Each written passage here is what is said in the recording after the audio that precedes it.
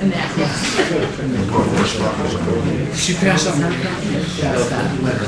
She doesn't have Tina, we don't have a copy? no. Motion to reconvene? So, second. I have, of course. I have. We do have a correction here as far as the agenda change on page 3, section D. There's 2 different dates. D? Which one? Page 4. Page, oh, no, it's page 3. Unless We you have a got new 4 one. to 3, sorry. Numbers of pages. Yeah, 4. What date do we want to use? February 25th? Yep. Should be in both lines. In section 3, you said? Page 3, section D for Delta, Oh, I'm paragraph sorry. Delta. So the August 30th date is the one that we're That one's changing? incorrect. It should be February 25th. Okay. Yeah, we have a little correspondence. Tonight, we're fortunate to have the high school robotics club. So I'd like to make a presentation to us. Good evening. My name is Roy Westwater. I'm a parent of a 9th grader at the high school. I'm here with some high school students, some high school teachers, and some parents that are interested in asking for your approval for the creation of a robotics team in the high school. So moved. Yeah. You can sit down. So moved. Yeah. You don't need to go through my... I don't think you do, no, but I'd love to hear it. Well, let me get to the point then. Quickly. Take it while you got it, right? Yeah. This doesn't happen very often. Our team is moving from the exploratory phase into the formation phase. And part of that process is to come in front of you folks and ask for your approval to become part of the team. In order to do that, we basically have a 2-year plan. The first is that this year, we're just going to start to build our team, organize the team, discover what it takes to compete in the competitions, identify and acquire the resources to compete, and potentially start to actually go ahead and build some robots. Next year, we hope to compete in the FRC competition. And a typical season for a robotics team, you could look at it as a winter sport. The primary time when the team will be meeting on a regular basis, 5 to 6 days a week, is during the build season, which is in January and February. Prior to that, in November and December, we'll be doing strategy and planning, sort of like a pre-season training process, where we're going to learn about how to program these robots. What are different design techniques based on the challenges that will be presented to us that we can then use. So that when we get into our build season, we have a 6-week, very narrow window, limited resources, limited time for when the challenge is explained to us, to when we have to build our robot and then be completed. And then we compete in March, and our regional competition is at RIT. This year's regional competition is Friday at RIT. So each year, there's a different what you gotta build, like what are they gonna do, shoot a basketball or move a can or Exactly. something that It's like like that. Odyssey of the Mind. I go to the Cornell robot thing, so I Right, watch exactly. what they do, they go crazy. Right, so, here's a picture of what a generic robot, or what a robot looks like. Basically, each year, the frame of the robot, the bottom of it, is consistent and is used year after year. And then each year, in the beginning of the competition season, they will present a new challenge.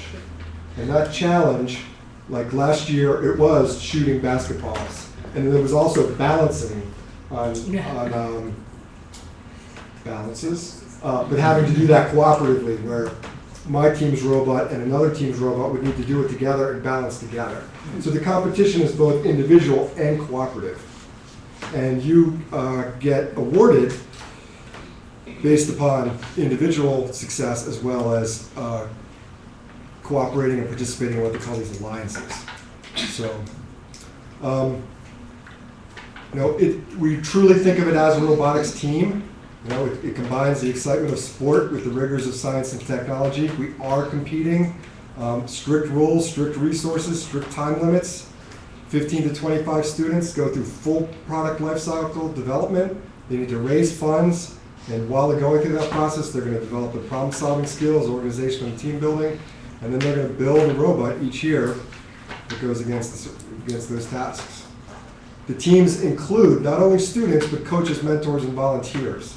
Okay, coaches are people like myself, and then mentors are traditionally professional engineers that get involved to assist the students to understand the practices and approaches to actually solve the problems each year. Again, we use a similar platform each year, so that each year you take that base and you do something else. We learn from professional engineers. We compete in competitions. One of the very good things about FRC and the FRC competitions is that there are $16 million in scholarships available to students that participate in this program. And we'll talk about that in a second. This is a picture, a little bit hard to see, but of last year's competition, where the multiple robots shooting at basketballs at different hoops, each hoop had a different point level. And then those same robots then had to balance together. So those three were actually working in cooperation with each other. As far as the scholarships go, well, let me go back, sorry, quickly, let me go, oops. How do I do this?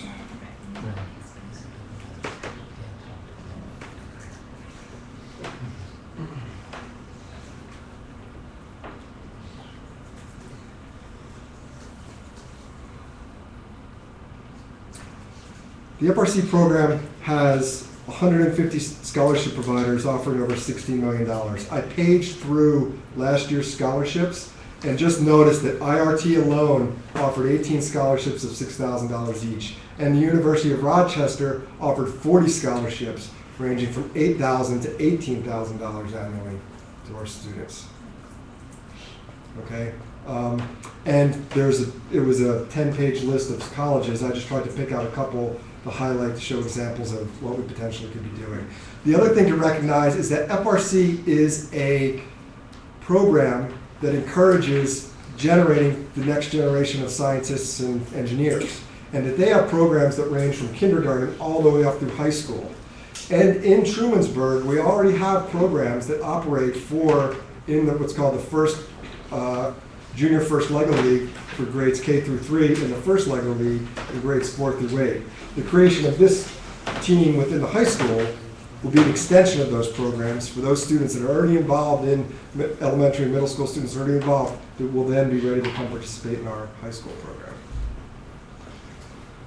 Okay, that's where I beat. Okay, so as I said, we're moving from formation, from discovery into formation. We have a core group of freshman high school students, 5 very enthusiastic and highly motivated kids that have been helping develop this presentation and get us ready to go.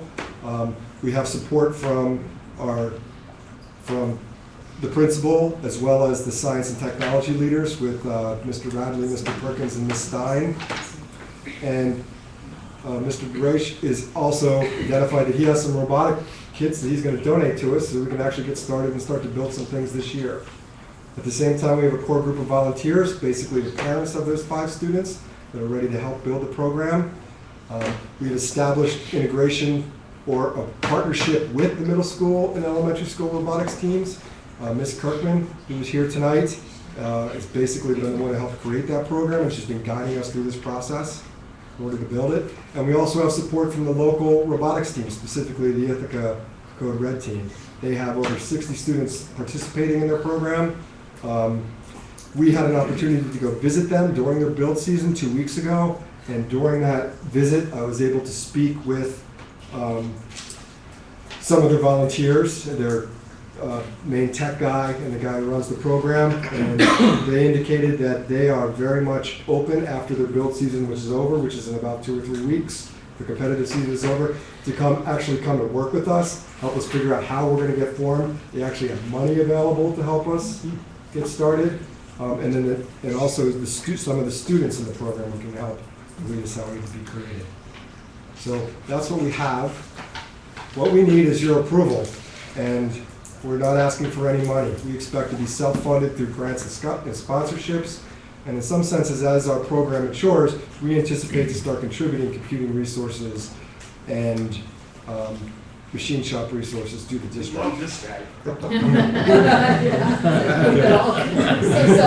Nobody comes Well- along. We should charge a lot. Well, the beautiful thing about FRC is that there, as well as their scholarships, there are existing organizations and corporations who provide grants and funding to support the program. FRC stands for? First robotics competition. It's been around for a while. It's, as we noted, for example, this year, this competition has 51,000 high school students participating, and about 2,500 teams. So that's globally. It was created by a entrepreneur and inventor, probably most famously for the guy who invented the Segway. Prior to that, he had invented many other medical devices, where he actually made big money in the Segway. It was sort of a hobby. And this is his passion, this is what he does. And he brings these games together. So that's what we need. That's So what we have a motion. Yeah, I would move that we And authorize I this. had a second. Any But I do have some discussion? questions. Okay, that I questions. Could ask. Yes. How critical are the elementary and middle school programs to the development of the high school program? Obviously, they are what is leading this initiative right now. The fact that they are entering the high school and would like to. Yes. Okay, so those programs all operate independently. Yes, I work at the library and Okay, so they you're take familiar with place them there, coming in and so on doing the it, day right. I'm there, so, Right. yeah. So I'm quite the familiar. interaction between our groups and those groups would be that our high school group would actually go down and help mentor those Uh-huh. groups. Oh, wonderful, Yes. okay. So we would do that in after our build Uh-huh. season, after our competitive season, Correct. or before, in order to support their process. And then I gather since there are 60 kids involved in Ithaca, you can Correct. have as many people working on this as you want with a limited number in competition, or can you have more than one team? I believe you can have one team Oh, yes, you can enter one robot. Okay. The Ithaca team is very large and is uncharacteristically large in comparison to other folks that will be competing in RIT. The other thing to note about these teams is it's not just folks building robots. There's all sorts of efforts. You go through full life cycle product development. So we need people doing fundraising, we need people building websites, and doing videos for outreach in order to help us generate that money and describe what it is that we're doing. And then the design and building actually gets split up into multiple groups. I guess this may sound odd, but my concern is that it would seem in a community like Trumansburg, similar to Ithaca, this could really take off. And that we might wind up with quite a few kids actually interested in this challenge. That'd be a good problem, right? Which Yeah, would that be would be a a wonderful good- it would be a problem good to problem to have, have, as yes. long as you know. Yes. So, I mean, with that Can handle process, that. obviously as any organization or group grows, the infrastructure around it needs to be supported. Yeah. And then with that, we would just have a more refined approach to how it is that we built our robots. Okay. So, at the same time, in speaking with the folks at Code Red, they indicated that they thought it would be, that it would be acceptable if you only had 5 students that were interested. Yeah. Yeah. Right. They're like, you could easily do this with 5 students if you had 5 dedicated students to build this program. There are other teams out there that do this, and quite frankly, they identified that their numbers are quite large. So, as you said, it's a good problem to have. We've got 5, we can keep growing. I guess in comparison to what Ithaca does, our class size is in the 80s, their class sizes are in the 200s-300s. Yeah. So, even if you got proportionally the same conversion rate of students who wanted to participate, we would probably be in that 20 to 30 range, which is fine. I mean, just like when the youth people were here last time, they talked about having opportunities for kids who are not maybe interested in sports as much, Right. right? And I think this is more of that sort of thing, that we have to, I mean, I think it's important to have a diverse offering, especially right now. You know, we're strapped for cash, so the fact that you come with a proposal that all we have to do is provide the infrastructure, the facilities for you guys to meet, that's why we say, I think I said straight away, this is absolutely something we gotta do. These are the kinds of solutions we need from the community all the time, not just for robotics. If other people have solutions on how to make things work and say, hey, we're gonna put this together, we're gonna volunteer our time, it's exactly the way schools are gonna be progressive in the future. Understood. So that's absolutely why this is a no-brainer. Understood and agreed. You know, I also- I am taking all the time speaking, but there are about a half dozen to a dozen folks here that anticipated to speak to make the case, but the students are excited, you know. The teachers, I think, are excited. Well, I think to it's get going it to drive integrated into their curriculum, curriculum, correct. potential. Yeah. Because there are way too many rural schools without any sort of robotics program at all. And the kids graduating and wanting to go into engineering Correct. or other college programs are being refused left and right because they have no experience whatsoever. Exactly. And the And- FRC and students who compete on these teams get national recognition Yeah, from the they leading do. schools. Absolutely. Anything else? Yeah, I have a question. If we recognize this group, what obligation does that force us, does it force us to have any obligation in terms of background check on advisors and things like that? It'd be the same process. I don't think the process would be any different, would it? I don't think it would, but I think that's something that, But even We would volunteers. expect to go through that process. For example, it's my understanding that I got approved at the last meeting to be a volunteer advisor for this program, Right. which is slightly It out of was on the step list. of getting you to approve it, but, and I went through the fingerprint process. I've got first aid and, you know, so we would expect others to do that as well. well, okay, Yes. great. Yeah, I mean, if that's the hurdle, cost of doing business, then that's what we do. Moving along. Any more questions? Someone else wants to speak? No? We're good? All in favor? Aye. Well done. Thank Thanks you. very much. Thank you. Great.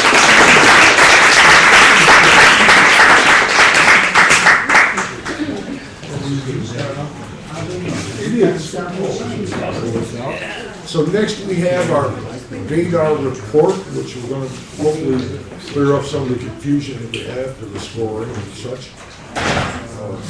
For students. Welcome.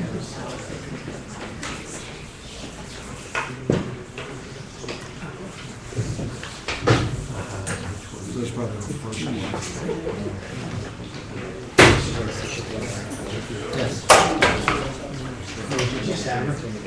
No, they don't. That's a well,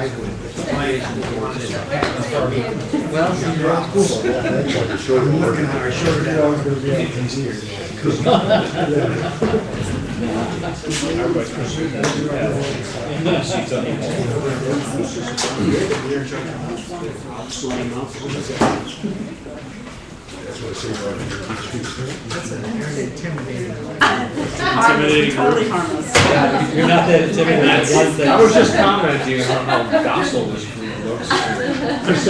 We're harmless. Good evening. I'm Robin McCauley. I'm one of the students at the high school. I'm Scott Miller, I'm Dean of Students at the middle school. And I am Jason Hodge, Dean of Students in the elementary school. And we're here tonight to talk a little bit about Veda reporting and our data from 3 buildings as far as what our Veda reports look like. We're also going to talk a little bit about the community that we have here, the student body, and also things that we may be transitioning here in the future to help address any Veda issues that come up and or inconsistencies, so to speak, in what we've done in the past, and so that we're all on the same page moving forward. So first off, we want to start by talking a little bit about the community. And I think the community and people that have lived in the community, it speaks for itself. It's a very safe community to be in. There's a reason that a lot of people like to come here and have their students go to school here. When you talk to the majority of the students, they feel very comfortable in school. They enjoy going to school here. They enjoy the opportunities that we put forth, such as athletics, robotics now, and we saw that with the students that we had here tonight. So that's very important to start with when we start talking about violent and disruptive behavior. I went to school here, I graduated from here. I'm back now raising my family, and there's a reason that I'm doing that. Because I believe in what the community represents, and I believe in what the school represents as a district and in each building. So that's important to kind of set the groundwork for what we're going to discuss and what we're going to talk about here.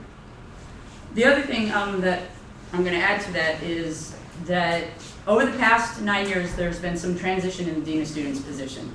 In the elementary school, we've had 4 different people starting out as a guidance counselor, to a discipline aide, two different individuals, and then a Dean of Students. In the middle school, we've had also 4 different people in Dean of Students.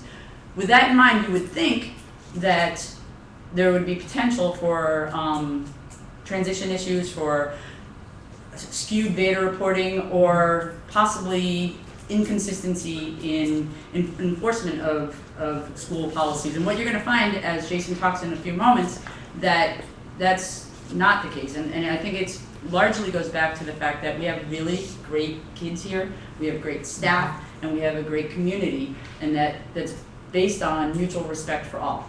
And so Jason's going to talk a little bit about, actually, it's Scott's turn first, then Jason will do some talking. Trying to shoot over me. So, for those of you that aren't aware, VADER is Violent and Disruptive Incident Reporting. Basically, any incident that comes to us that is considered violent or disruptive to the educational process is subject to VADER reporting and VADER scoring. What you have here is you have a list of the major offenses when we are reporting in VADER, along with how much they are weighted. What happens at the end, and Jason will get into this a little bit when he talks about the data, is if, for example, if you have a homicide at your school that has 100% weight value, so that incident is going to be weighted much heavier than a minor altercation with a weapon, which is only weighted at 25. In a moment, we'll look at some other incidents that could come up that are not weighted. One of the biggest ones when you look at this list that you don't see is minor altercation without a weapon, intimidation, harassment, bullying without a weapon. Those are incidents that are considered VADER categories, however, they're not weighted, so they don't add into the SVI score that comes up when we do our VADER reports. That SVI score is the score that determines whether or not a school is violent and dangerous. So if you look down this list, and I'm sure the other 2 Dean of Students can discuss this, these are not, the majority of these that are on this list are not things that we see on a regular basis.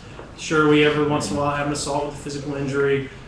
We may have a minor altercation with a weapon. However, for the majority of the incidents that we deal with, they are not on this list, so they are not weighted toward the SVI. You'll see that reflected in our data when Jason goes over it here in a few minutes. I'm not going to go through every single one. Everyone can see those up there. They are weighted from highest weight value to the lowest weight value.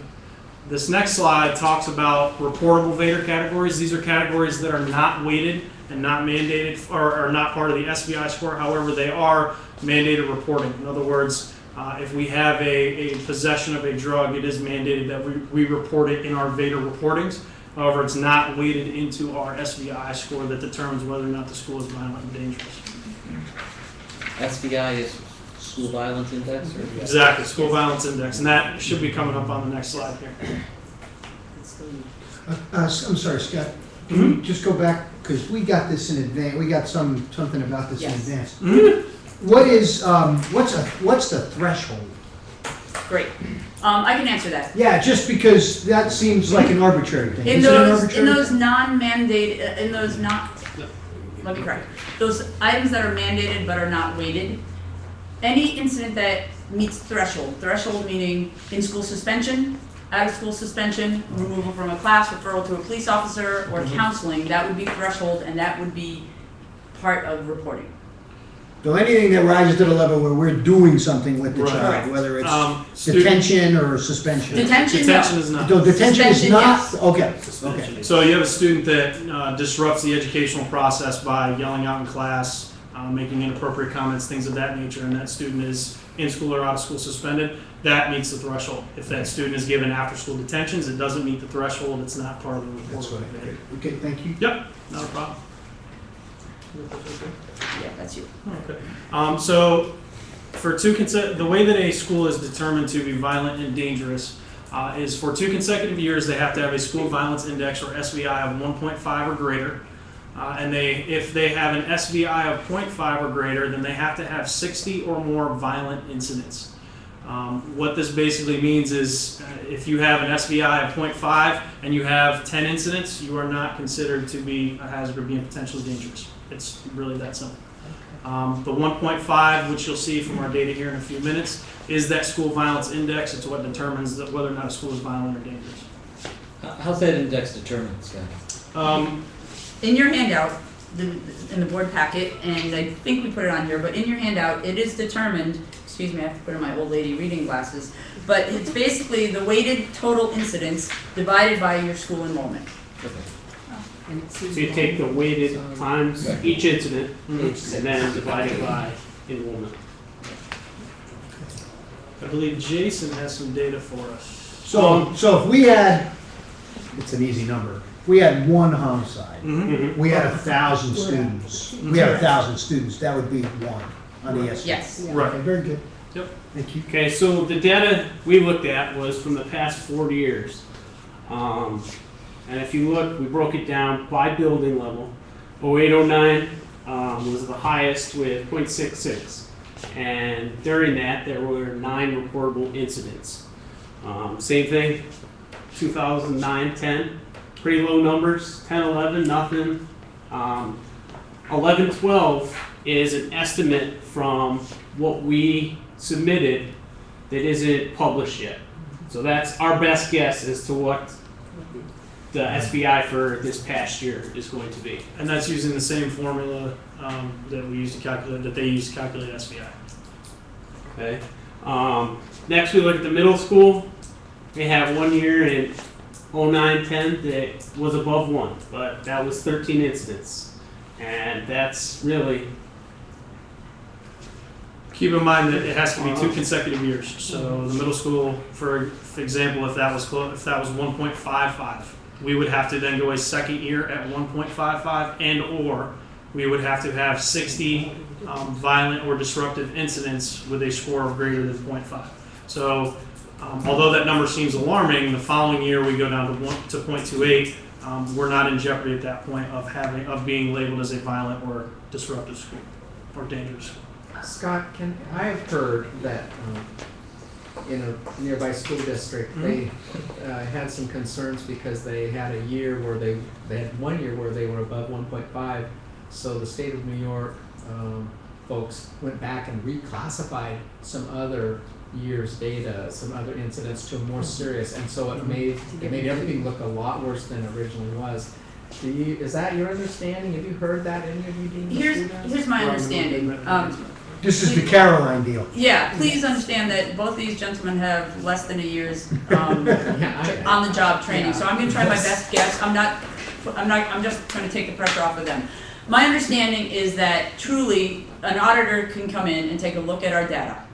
And this is kind of our slideshow later on, but we'll do it in advance. It's all in training. It's training your staff on how to put something in. So if I poke Scott with a pen and the teacher writes, Robin stabbed Scott in the referral, and they go back and audit it, now it's an assault with a weapon.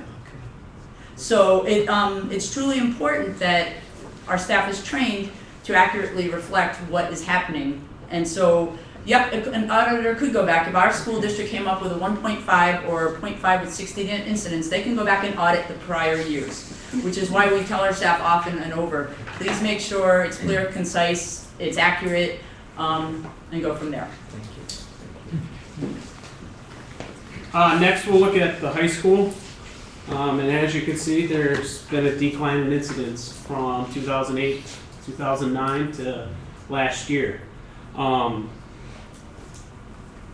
put in even the total score because the first time I calculated this year's score, or last year's score, I'm sorry, and we were at 1.1 something as an entire school, but that was because I miscalculated and did it by total incidents. So there was 15 incidents, and then it was being multiplied by whatever those were, the weight, and then I divided by each school's enrollment, and even then we didn't even come close to it. Okay. So I alluded to where are we going to go from here? Well, first of all, we're going to continue to educate our students. We're going to teach them about appropriate and responsible behaviors.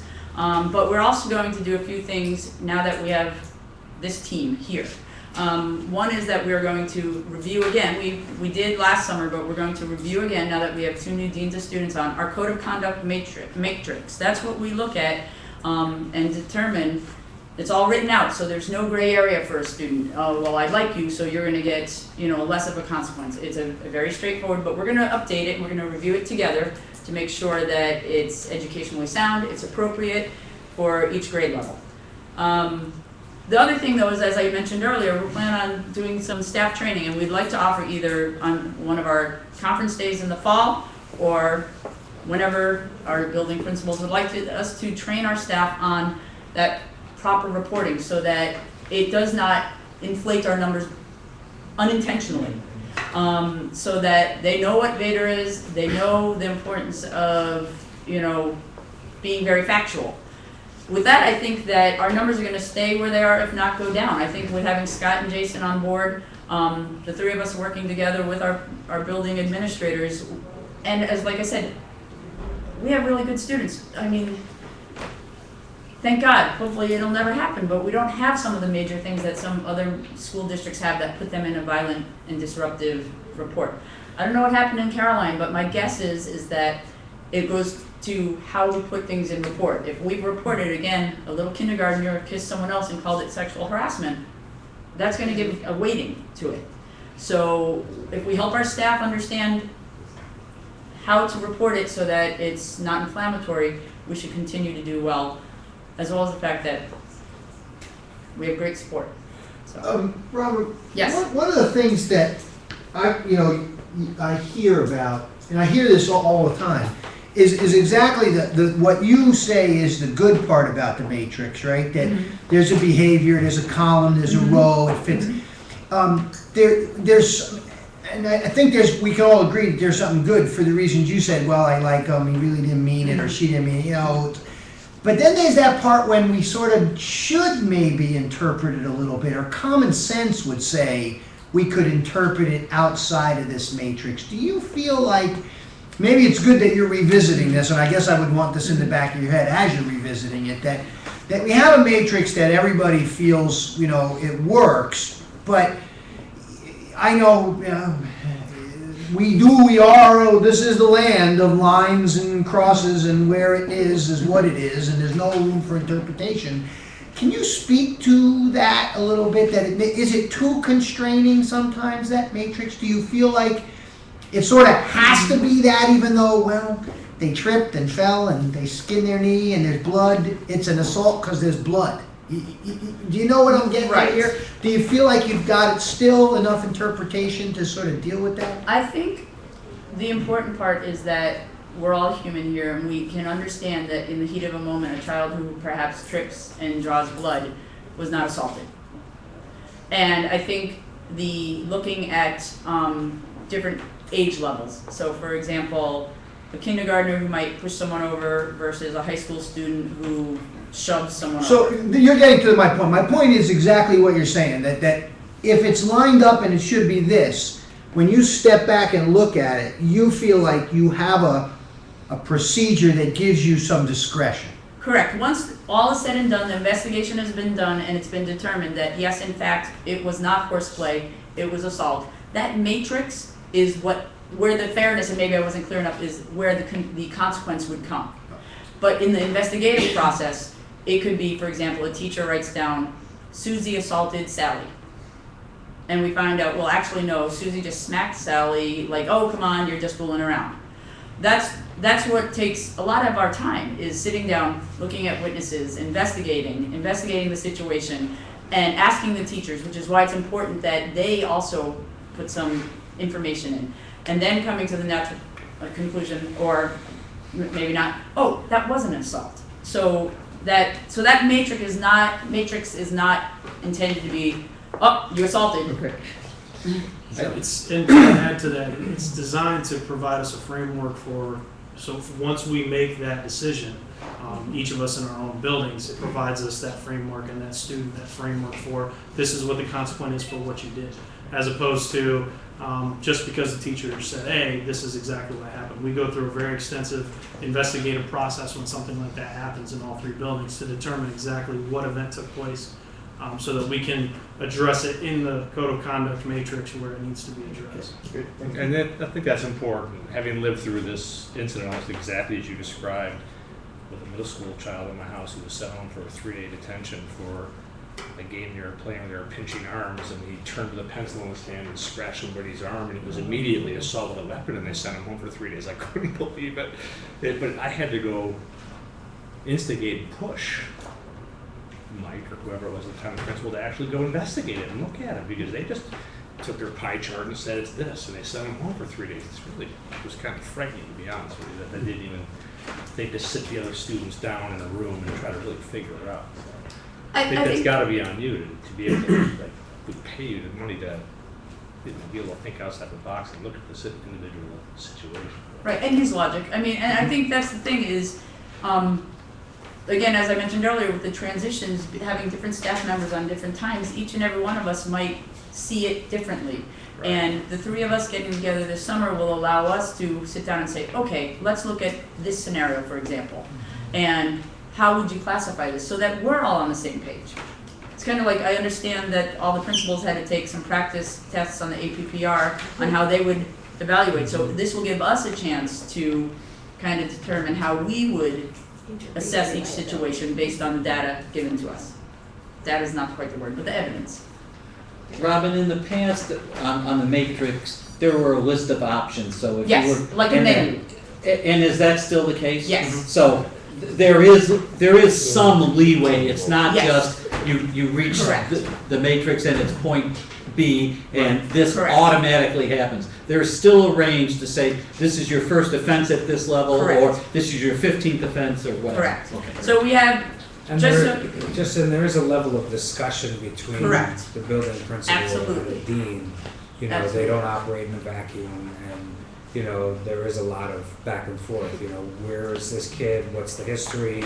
When we send them home, what is that? Well, you know, so there is a lot of interplay there that goes into making that ultimate decision, so. right, And one of my goals is to make it more age appropriate, because I worked with Martha and Robin this summer, and I thought I had this great piece of chart to use, and I get to school and Johnny pushes Abby, and all of a sudden Johnny has 3 days for a little push, and I'm like, oh wow, that's gonna need to be looked at. So a push at the elementary school is a little bit different than a push at a high school or even the middle school. So that's one of my goals for this summer, is to sit down and actually make it age appropriate. great. Other questions? Thank you. Thank you for the job that you did. Yeah, well done. Thanks very much.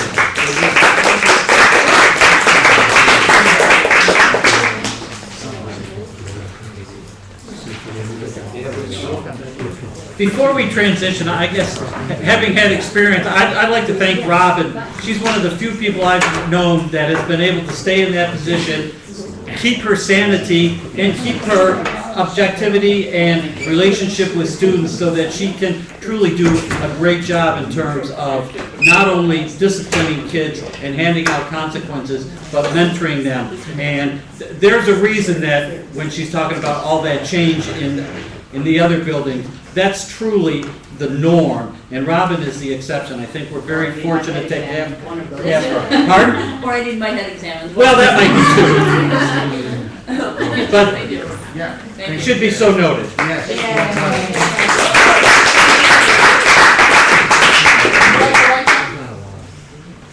Our next presentation is from the Beardsley Design Associates.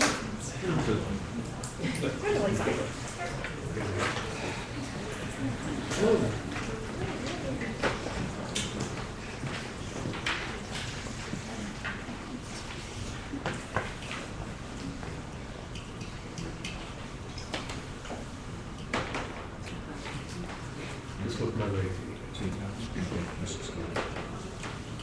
did try to print this for you guys tonight. So these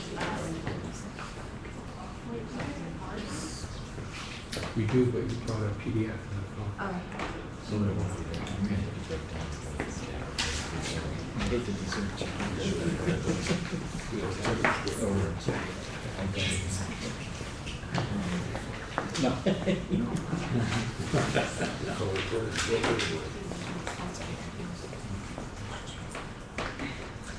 All right. All right, come on. Good evening, everyone. We're here to give you a monthly update on the 2014 project. And this is typically where we stand right now is in schematic design. And we are just about complete. So we'd like to give you just our status and what findings we have and a couple stumbling blocks that we have to challenge us before we meet again. Before we get into some of the details, I would like to go over the project schedule with everyone, just to refresh our memory. Our goal is to submit construction documents to the State Education Department in the beginning of July, with anticipation of about a 22-week turnaround for review with SED. And expecting approval somewhere in December, which if we skip through a bunch of stuff, bidding will be in February, and then we would award in March of 2014, and then we would start construction in April of 2014.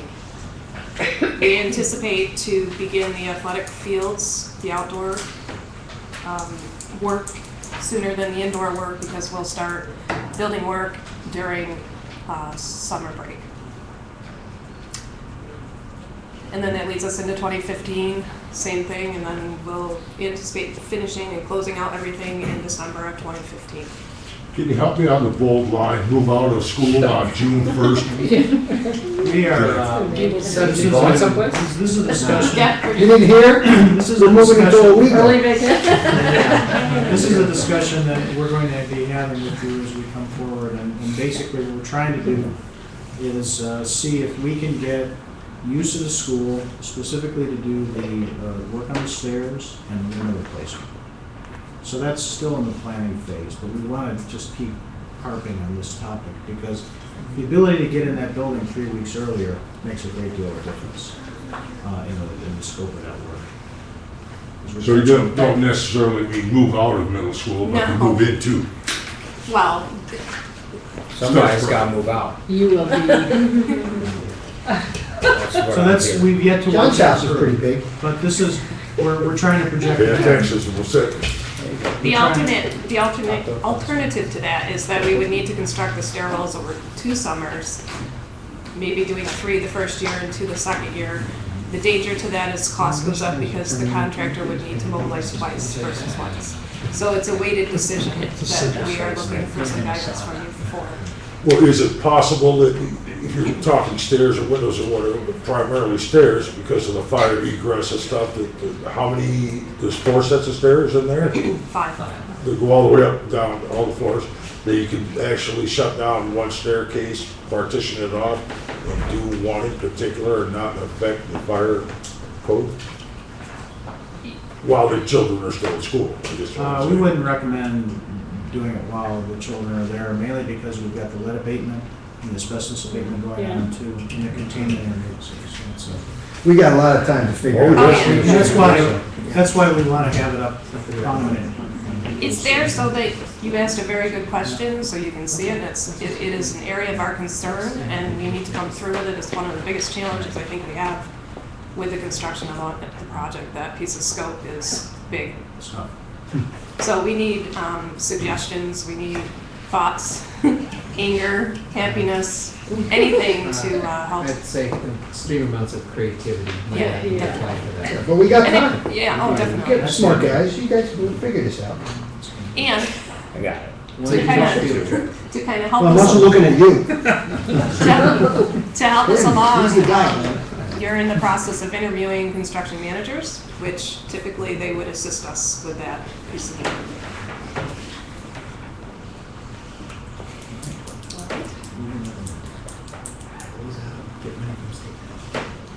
we've all seen this before.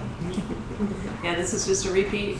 This is the campus and the building locations and the locations of the fields and where they're going to be built. And I'd like to address the middle school first with our status on that. Our 3 scope items, as you can read, are the stairwell reconstruction, the window reconstruction, and the art and technology ADA accessibility.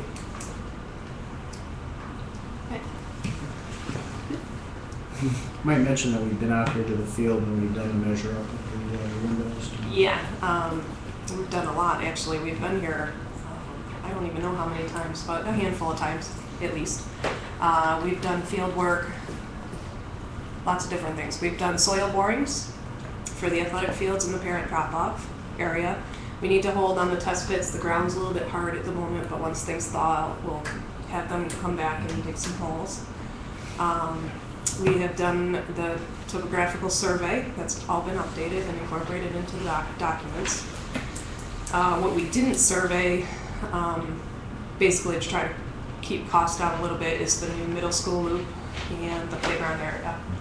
So, The topical survey that you speak of, when that is completed, does the school have proprietary rights to that? So the next time this comes up, we don't have to pay to have it done? absolutely. They're yours, you're buying them. Let's see, we've done surveys on the roof. We've done an infrared scan on the roof. We have done window surveys. We have done structural members surveys in the elementary. Is that in this, am I missing something? I'm looking at what you're doing. I don't see anything about what you're talking about in this presentation. I'm just giving you an update on what we've. Oh, okay. Oh, because I thought you, all right. Exactly word Yeah. for word. Oh, okay. And living. Okay, so, yeah. So based on the middle school, the stairwells, I'm not going to beat those up anymore. We all know what's going to happen again. We're going to get new paint, so to speak. What else did we have in front of you? Middle school windows. They're new windows. We're looking at an FCO manufacturer, which everybody is pleased about. We are also working on. What's a lintel? That's about. Piece of metal sometimes it's masonry, it holds up the brick above. So the arch windows, they're self-supporting, but when you see that flat window top, that's supported by a lintel. Creates a header over the top. Like right there? Right. Is that lintel? Okay. Middle. Okay. And then we're also working on the ADA access between the middle school and the technology wing. And we had a couple schemes originally for everyone that they're all schematic. This isn't set in stone. This is all to be looked at and talked about and kind of molded actually, with like clay. We met with the facilities group, your facilities committee. One of the things they pointed out, because we're school administrators, is we created a bottleneck right here. Yeah. We're forcing everybody down this way. So we're going to be reworking this area. But in the previous version, we had here is the, I guess you call it the old middle school. This is the art and technology wing level over here. So what we're doing is we're taking people out that level, replacing that stair with a ramp and ramping down there.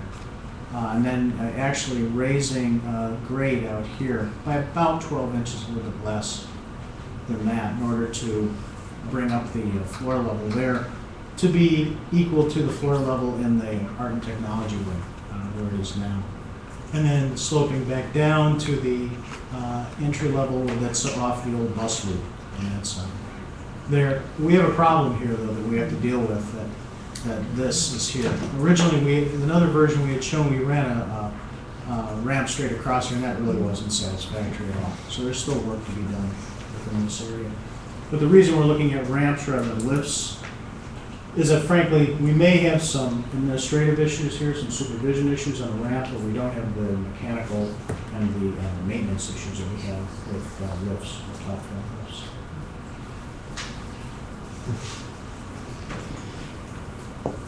And the doorways get moved out a little bit, right? Yes, yeah. They're actually under the overhang of the existing roof. We're trying to push out.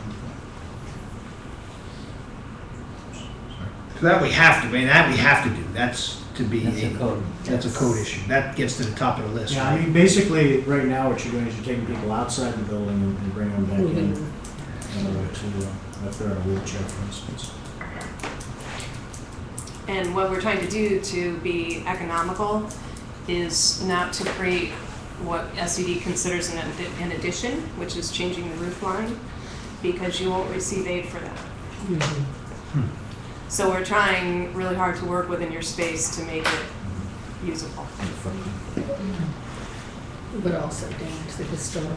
Canopy. Well, we're buried back in there, back on off the old. Oh, you're off in the That's new what- one. Yeah, so That's we're off the right. Wing Street facade, which is, that's SED's. And actually, when we went to, during the pre-referendum, when we did the type 1 seeker Right. process, we approached SHPO already about this, about the window replacement. They didn't have a problem with it. We're gonna update them with how we're replacing the windows. Okay. when So we're going that- to SED.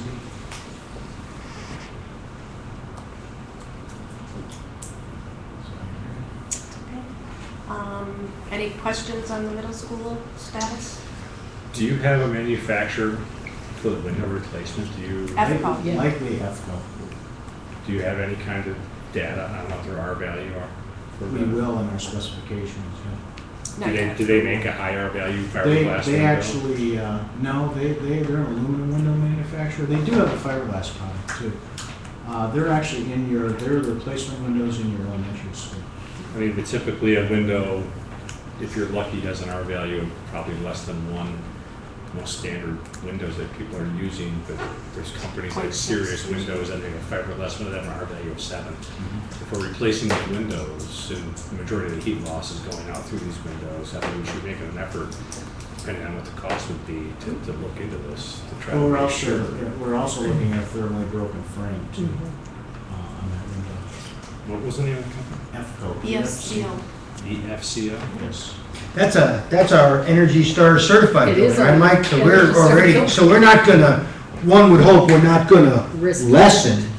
I mean, I would assume we're not gonna make them worse. Is that our most energy efficient building in the district right now? Yes. It is. Yeah, It's which the is only very strange. I think it's our rated one we oldest have. building, isn't it? Well, it's the Yes. most Yes. massive building too. It stacks. It's got the most efficient volume to it. It stacks up.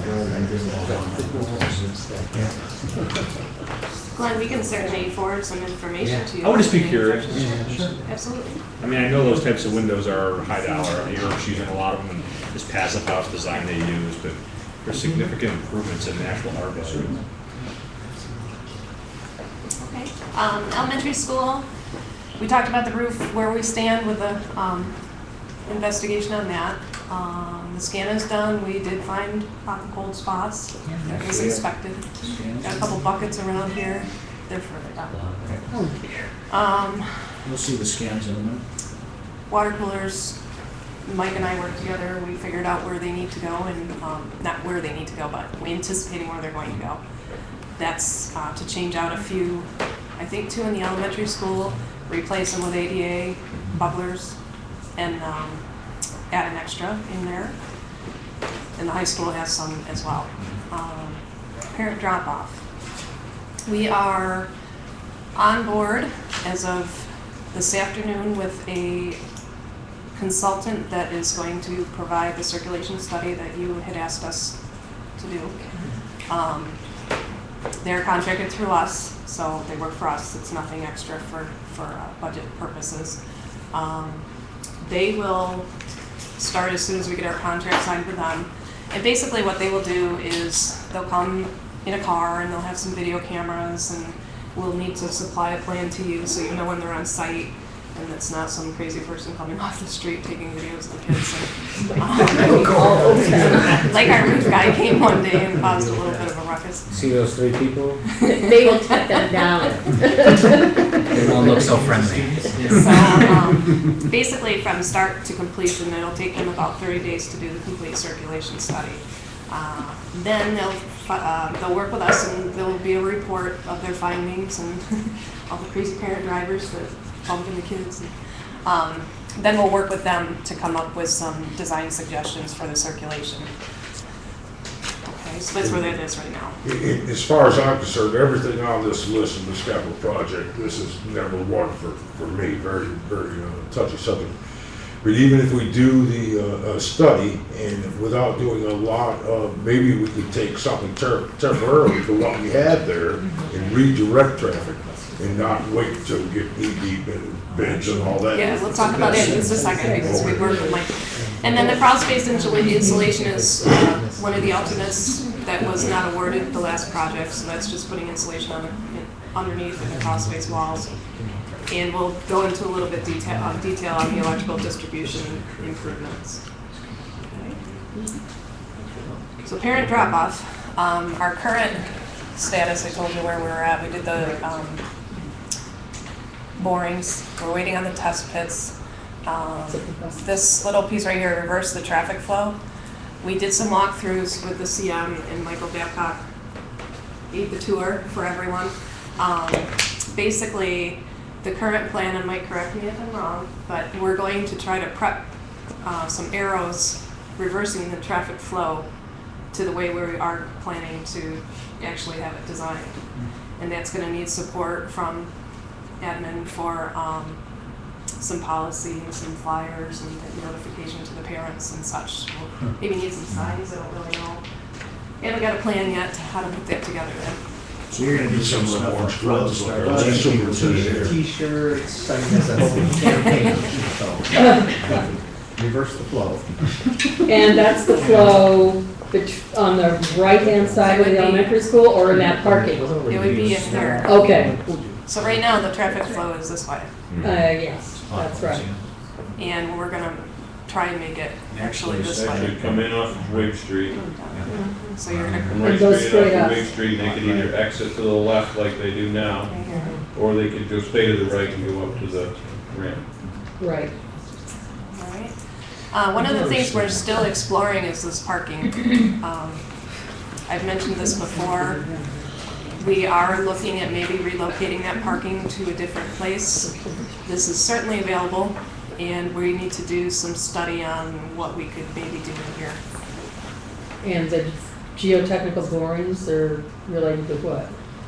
You gotta dig. They're to Yeah. tell us, yeah. Yeah. Basically also what kind of paving we have, what's under it. Okay. It's throughout the entire campus, actually. Okay, it was just in such an odd place on this, Oh, okay. We took- and I couldn't quite figure We what took, the I interest in think that area was. there was 2 or 3 borings in this Yeah. area, and then the rest were in the athletic fields. Okay, that makes more sense to me. Thank you. Test pits are in here because we will need to provide, as we move pavement around, we have to alter Yeah. drainage as well, so. Right. What else is there on this? I think that's about it for the plan on this right now. Until we get the circulation study, I don't wanna go too far ahead yet. And the traffic loop? Say again. Create Yeah, a I- traffic for a loop? second? Yeah, that, I'm, with Is- the arrows, this traffic flow, and Is the reverse. eventually, we're going to create a loop in here somehow, Yes, a little bit okay. different than what's there. Mike, to the right side of the elementary school, where you come out of the office on the right-hand side, is that space big enough for a bus to turn around in? Absolutely, that's where all of That's our what we buses do. go now, it's one way. It's our bus loop. Now, That's this our is- So the buses don't come down on Wing Street anymore? There's Oh, 3 on two. Wake Street and there's 20 up in the loop. They come from the bus garage. And they'll wrap themselves all the way around. So I'm trying to understand why we even have any parents at all going up inside that parking lot. If the kids could come down and be picked up on Wake Street, There's no way they could be picked up on Wake Street with all those cars. No way. Too many cars packed on Wake Street. There's no place for them to go. but that's all I see there is cars. No, That's not Wood Street, that's. that's not. Wake Street. No, the drop off Elementary beside there, right, I mean, where we're proposing this traffic pattern go. It seems congested, that seems terribly congested. Actually, by reversing the flow, it's gonna be less congested than it is now, because they're all trying to stop up at the other end. Nobody's coming into the parking lot to drop kids off. That's right. They all park Here in the mud, around in they here. stop by the ramp. Could also save the trees. Yeah, they get up in here too. Well, that's where they are trying to draw them off. And I apologize, the ramp, or the new ramp isn't shown on here. That's the most Oh. updated, Google Earth has at the moment. The new ramp. Mhm. with pick up at the end of the day and drop off, we want them eventually all to come through the single point of access. So we're not accessing the building in places where we don't have our strongest security measures. And that's the door I didn't know about, correct? That's the side door that we're having people come out. Right. But we want The one I was not in aware Oh, of, that one. that I asked you about. Okay. So I hope after our study, we'll have a lot more to talk about. I shouldn't say I hope. We will have a lot more to talk about. Andrew, when do you anticipate that you'll start seeing something from the study, like in 30 days, 45 days, 60 days? Probably between 30 and 45. We could could have contacted them today, but I have to.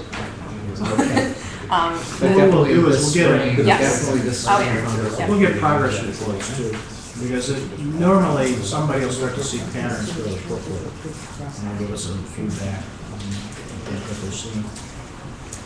When they're shooting video, right? It could be part of a presentation that you'll actually come down and show us what actually happens. We may bring them to present to you. Yeah, Okay, absolutely. Yep.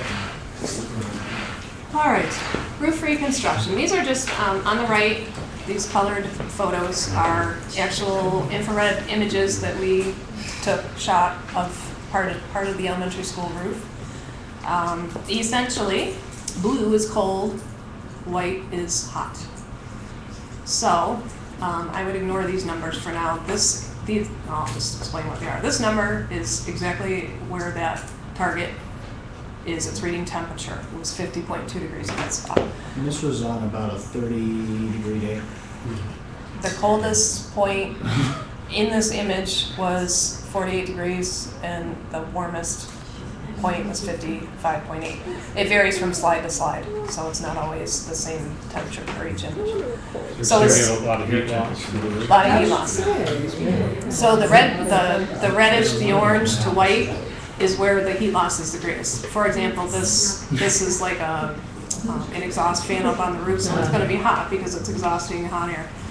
But what's happening is the water is penetrating, and where it's white, the water is allowing the heat to escape, and that's bad. So you're losing efficiency. There has been failures in the roof. We've all been talking about that. It's leaking. We got buckets everywhere. I just watched about 80 drips come down while I was sitting there.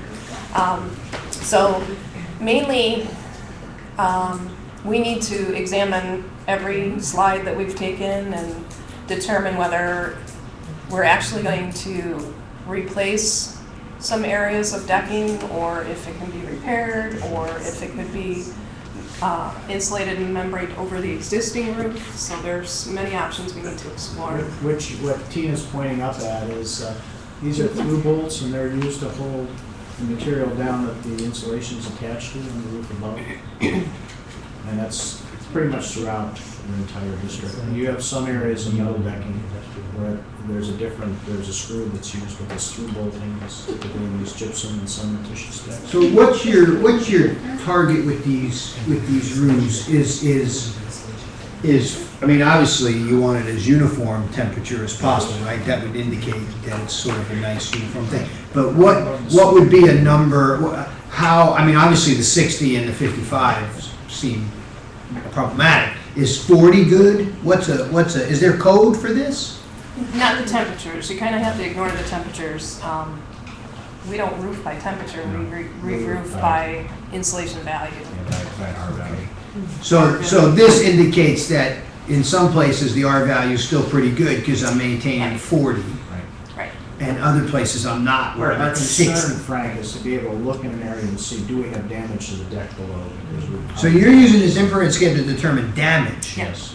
And areas that need There's replacement. no other thing that could explain the difference in temperature other than damage? Well, we could, but your head would No, spin. I'm sorry, what? You could, but your head would spin. It's a No. huge calculation that you do to come up with an actual. We're looking for the likelihood of moisture, and if there's moisture somewhere, there's likely damage. So the question is, can we see it from below, or can we make a core and find it from above? So it just guides us. Okay. At this point. We're repairing your roof, not. We're repairing it with efficient insulation, but we're not What kind of improving the entire. insulation do you replace it with? Is it something that, I mean, typical house insulation is any moisture that gets into it kind of eliminates its ability to insulate. Once you get water in there and moisture, what do you use to Probably replace it? either an extruded polystyrene. Polystyrene. Or incinerator. We look at both systems. And right now, we're working with a roof manufacturer who's actually agreed to come out and do some more extensive scans than even this. Because initially, we were looking at, could we leave the roof in place like we did over at the middle school? Simply slip the membrane and put a new roof over it with insulation on top of it. So that's what we're weighing right now. Is that how it work? Well, we budgeted some contingencies in here too, assuming some of the worst.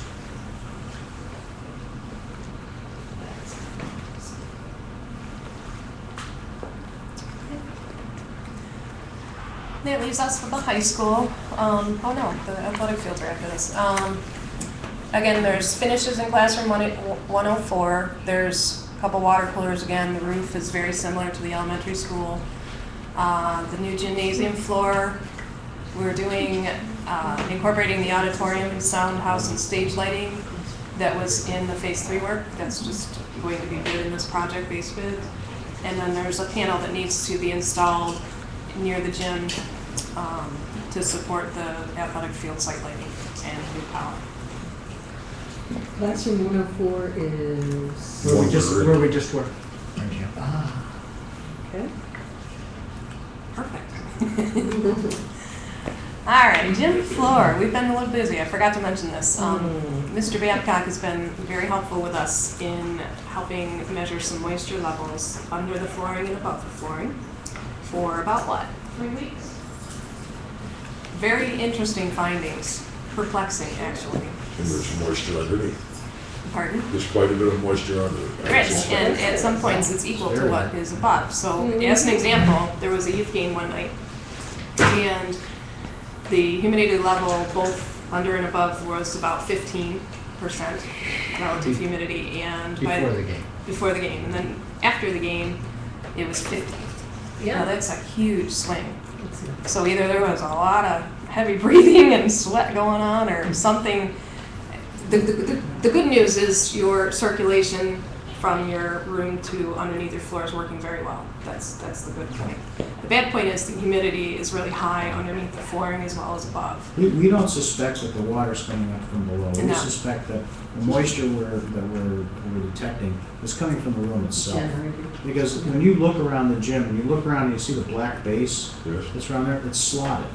So it allows that floor to breathe. The floor is held back from the wall about, 2 inches, maybe a little less. And that what allows air to circulate up and above there. So as you move across this floor, it acts like a bellows. And what it'll do is it'll actually draw air in and push air out, and draw air in and push air out. So the more activity that there is on the floor, the floor is moving quite a bit. And that's what they're seeing, is what we suspect we're seeing is that because we've had, sustained use in that room during that period of time, that's why we're seeing equalizing in that. We're not suspecting it's coming up out of the slab. But why us and not anywhere else? We don't know that, we haven't tested anywhere else. Well, we haven't, but I certainly haven't heard, and I talked with a lot of schools about their gyms, haven't heard complaints We don't know. from anyone. But those we're trying to gather facts together. So we're suspicious that the floor failed because of this moisture? Can you step aside, Steve? I need to look at him. Do we suspect that this thing failed because of the moisture? Is that your Because hypothesis, of Mike? moisture alone, no, No, There's like but it's a contributing factor. several. possibly. One of the issues. So wait, hold on a second. So, no, possibly? Possibly. So it may not even be a factor. Right now, we're only testing our high school gym, we have no baselines. I don't know what the humidity levels are at the middle school gym. That's right. I don't know what they are at the elementary school. So, right now, we really don't have a baseline. We started this to see if there was something that jumped right off the page at us that said, this is unusual. But what we found was, moisture levels below the gym floor are consistent with moisture levels above the gym floor, which told us it's not a drainage problem. It's not water coming up through the slab. It's an environmental issue in that entire space. So now we'll start looking at some different issues. Is it an HVAC issue? Do we need to look at that? Are there better ways to build in more expansion into the new floor. So there's a lot of areas we now can go to and start looking in other directions. But to truly understand the moisture content in that room, we should probably be testing some other areas as well to get some baselines. Quick question with I Mike. don't think our gym at this high school is that significantly different than No, Any and other- that's why I'm wondering. high school gym. Exactly what I'm wondering. I don't But think if it's- the underside doesn't breathe and it's acting like a trampoline and the air's coming in and out through those slots, and you say it would stand to reason that moisture would be the same at the bottom and top if it's going in and out. Especially as there's more. But did the air handling unit that we installed in the last capital project, is that designed to help address this in any way? It's a standard HVAC system, it's more there for ventilation, it's not there to dehumidify, it's not there to condition the air. It's ventilation that we happen to heat during the winter months. What I found unusual is if I go in there first thing in the morning, say 6:30 or 7 o'clock, before any activity, that's our lowest humidity levels.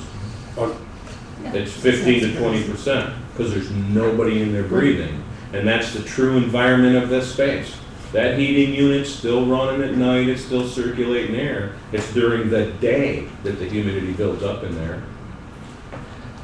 Mike, the elementary and middle school floors, though, are fundamentally a different design, correct? The middle school is an on-grade slab, just like the high school. So I would say if we're gonna do some baselines, that would be one that we might wanna do to But- see if that's consistent. But it is a completely different flooring system, correct? They are not constructed the same. So there's no flow underneath the middle school gym? Not the way this one is. There is an airspace Right. and there is vented base around the outside, but it's not designed to flex and acts like a bellows, no. Okay, yeah, we don't think that it's seeing the movement with this force. Sure. I can tell you it hasn't. That's plywood subfloor, which is the stabilizing factor. I think we did. Pardon? It has a plywood subfloor in the middle school, which is the stabilizing factor. Okay, thank you. So there's a lot of movement in this floor. And one of the other detail issues about this floor is that since it's strip flooring, we have many conditions, in fact, probably the majority of conditions where the ends of the planks are unsupported. And that's where you saw some of our problems the last time too. So we're learning a lot about floors. So what we're doing very soon, Mike, I'm not sure when the whole about. I know that Scotch's contacted Robbins today, so I'm expecting within the next couple of weeks we'll have it. So there's a different, we've actually teamed up with Robbins Flooring. They're actually gonna come and install a unit, a humidity sensing unit that will monitor it electronically for however long we need to better understand. It's a little bit better equipment than what we've started with, so. So to see trends and then be able to match them against your schedule of use and stuff. So- Yeah. Are they putting one of the sensors below the floor, can they? Because Yes. Yes. Yes. I know we're all wondering, like, does it start here and go here? Does it start here at the same time as it's up here? Or, what's it, okay. So trying to understand the whole environment.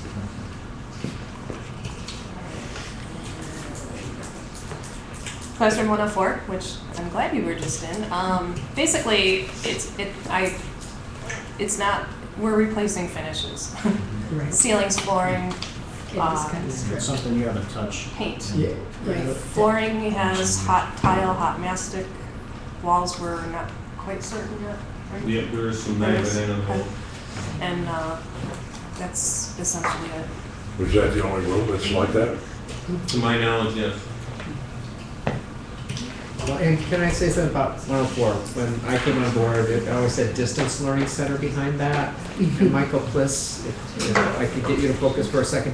I'd like you to be a part of the conversation about Room 104 because I think I'm not sure it's going to be necessarily what we think of as a distance learning center, but if it needs to fit into our technology thinking as far as another lab for park testing or another lab for online learning, if we go that route, we just need to make sure that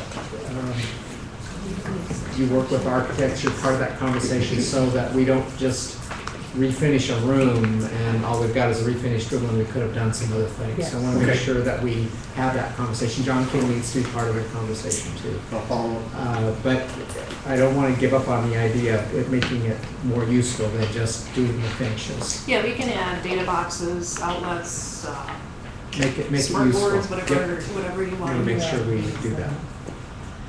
Okay, track and field.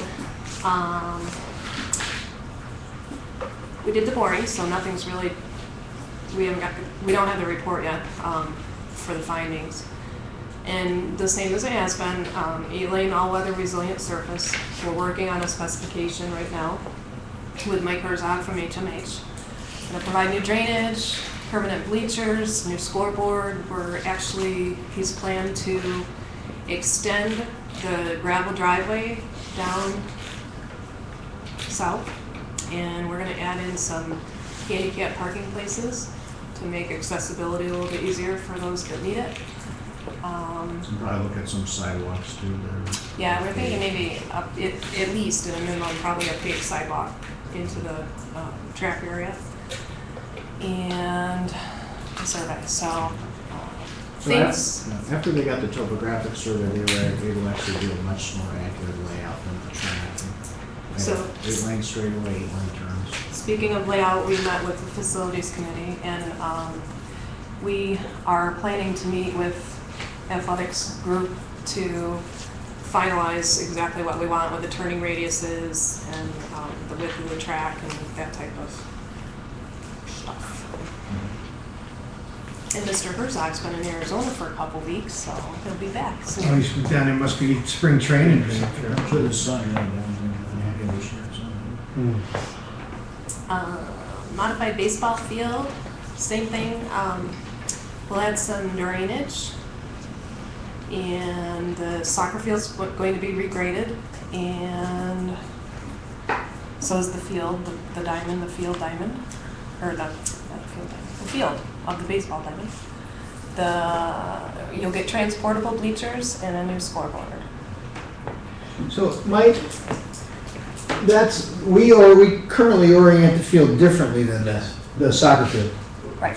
Yes, that soccer field, we move it around so that we're not. You do? Yeah, we do. We have enough room up there where we can reorient it 2 or 3 different ways. Good, so you're not gonna grade those outfields such that you're gonna be having peaks? That's not the intent. Okay. No, the intent is to make a ring of the baseball field. Play soccer on the baseball field. Yeah, but what I mean is, but when you grade these baseball fields, they're gonna pitch, those outfields are gonna pitch, right? That's right. So you wanna, I guess, that's different now, are those fields pitched at all now? I don't believe so. Because that's gonna, depending on the pitch, depending on how you could, I think what we want is to maintain what he's currently doing, the ability to move that Right, thing. and that's what we're looking at, Mike, doing that grading. And then the varsity softball field is also getting transportable bleachers. I think we're reskinning the infield. I hope you're The- getting a new one, since it doesn't exist now. Yes, it's a good one, yeah. Oh, did I say reskinning? Sorry, skinning, pardon me. Scoreboard, the PE area, we're gonna regrade that and flatten that out a little bit. And both of the fields will have concrete pads poured. I didn't put that on here, but they will be for future dugout areas that the community will participate, hopefully, in building in the future. You don't get aid against dugouts. No aid for dugouts. That's all we have. Okay. So we're still on schedule. We haven't found any real big threats to the budget. We're concerned about the amount of decking that's gonna have to be replaced, and we're gonna keep looking at that all the way through. The roof thing. Yeah. Can't have any leaves and leaves. Do you have an idea as to, I know that this project is not going to be initiated until next year, but are there any initial plans for the leaking roof? Yes. Yes, there are. There's quite a few plans. That you should ask. I'm working with the Oh, that's same not- roofing supplier that the BDA has been working with for our new roofs. We're looking at ways to address it short term, so that we can get another year or 2 out of these roofs. Unfortunately, it's not an easy fix. We've got some choices. We can continue to chase the existing leaks one at a time like we are right now, but spending a lot of our time. There are some spray-on products that can be utilized, very labor intensive, obviously. And then there's also some quick ways to put down some self-adhered membrane to go areas. Unfortunately, it's not in isolated areas. It's like showing up all over the place. And Migrating. right. Well, I don't know if it's migrating. I think what it is that the age of the roof, they were becoming somewhat brittle, losing a lot of their elasticity, and the amount of work we've had over the last several years, construction work on the roofs, and this hailstorm that we had in the fall, created these very small fissures in that membrane that are just now starting to show up because of the expansion and contraction, and now they're opening a crack. The other thing that we're experiencing now is whenever you get a snowstorm, you get this hydraulic pressure up there because the snow starts to melt and pushes the water down through these holes as opposed to the water finding its way to a drain. So that's some of what we're chasing as well. But we are on it. Unfortunately, we can't get up there and do any real investigative work until it's above 45 degrees, and we're just going to create more damage. So we're chasing the leaks where we have to, but we are on it. Hopefully, we can do some additional repairs late this spring, early summer. That's the plan that we're shooting for. I just don't have a method yet, but have been in conversation with Kimberly and Michael about moving forward. The facilities, board facilities committee was also kind of briefed on that last week. So we are looking at options for short-term repairs, yes. And when you hear Kimberly speak about budget challenges moving forward, remember what Michael just said, because that's part of that. There's a number in there that relates directly to what he just spoke about. Mike, I have some specific questions. I could discuss further. Okay. Could you bring after the meeting? Okay. So thanks. Yeah, thank See you. around. Thank you very much. Do we still need this thing? I believe we do. But maybe not right away? Well, we're doing agenda stuff now. I think we're good. Okay, Thanks, then we're good. Thanks. Thank you.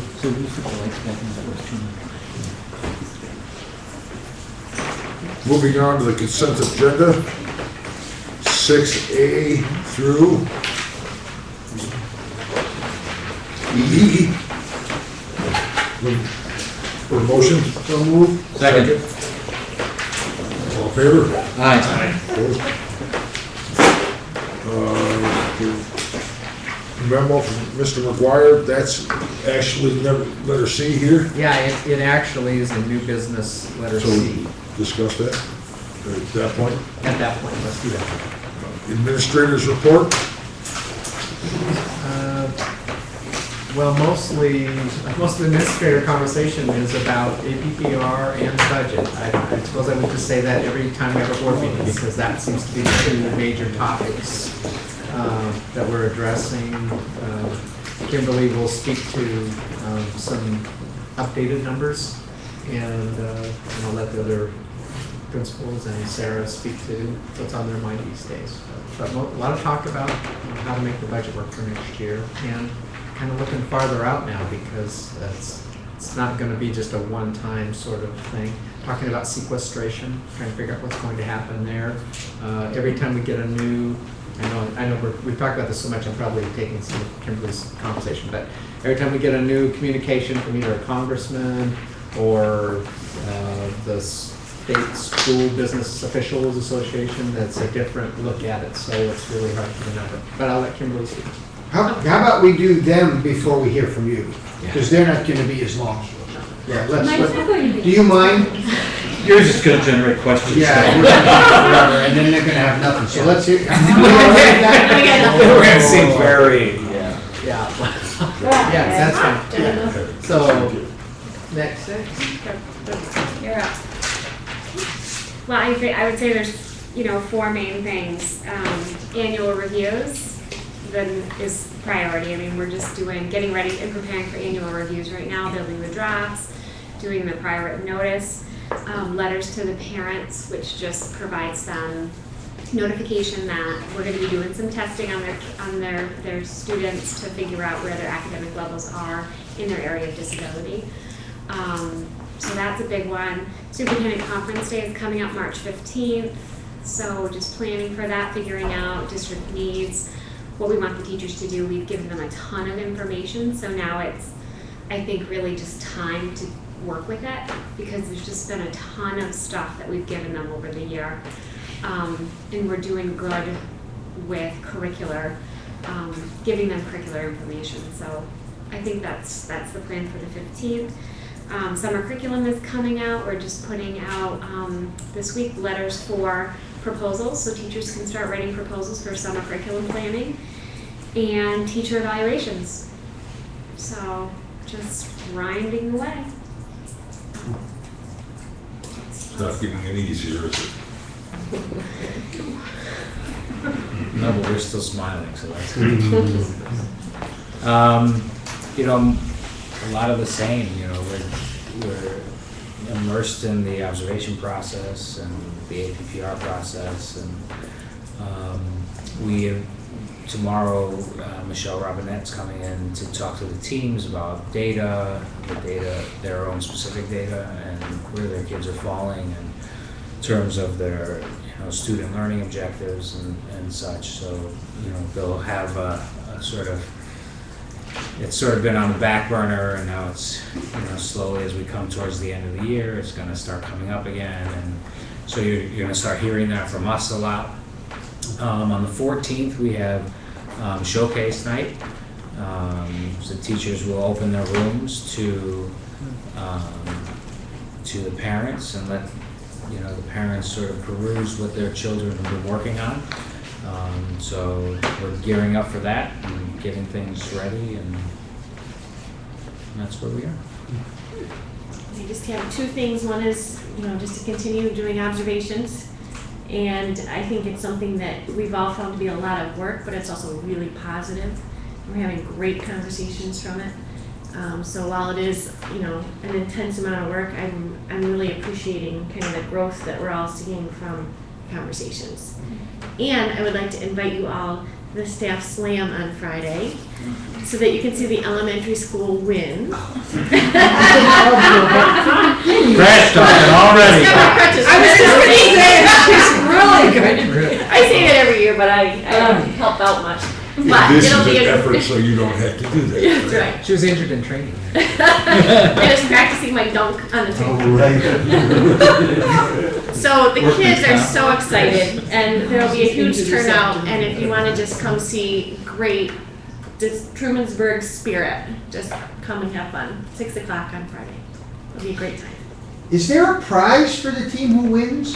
Yes, it's We're a not supposed to big do that. basket of snacks, It is. and they eat them in like the first 10 minutes after the game.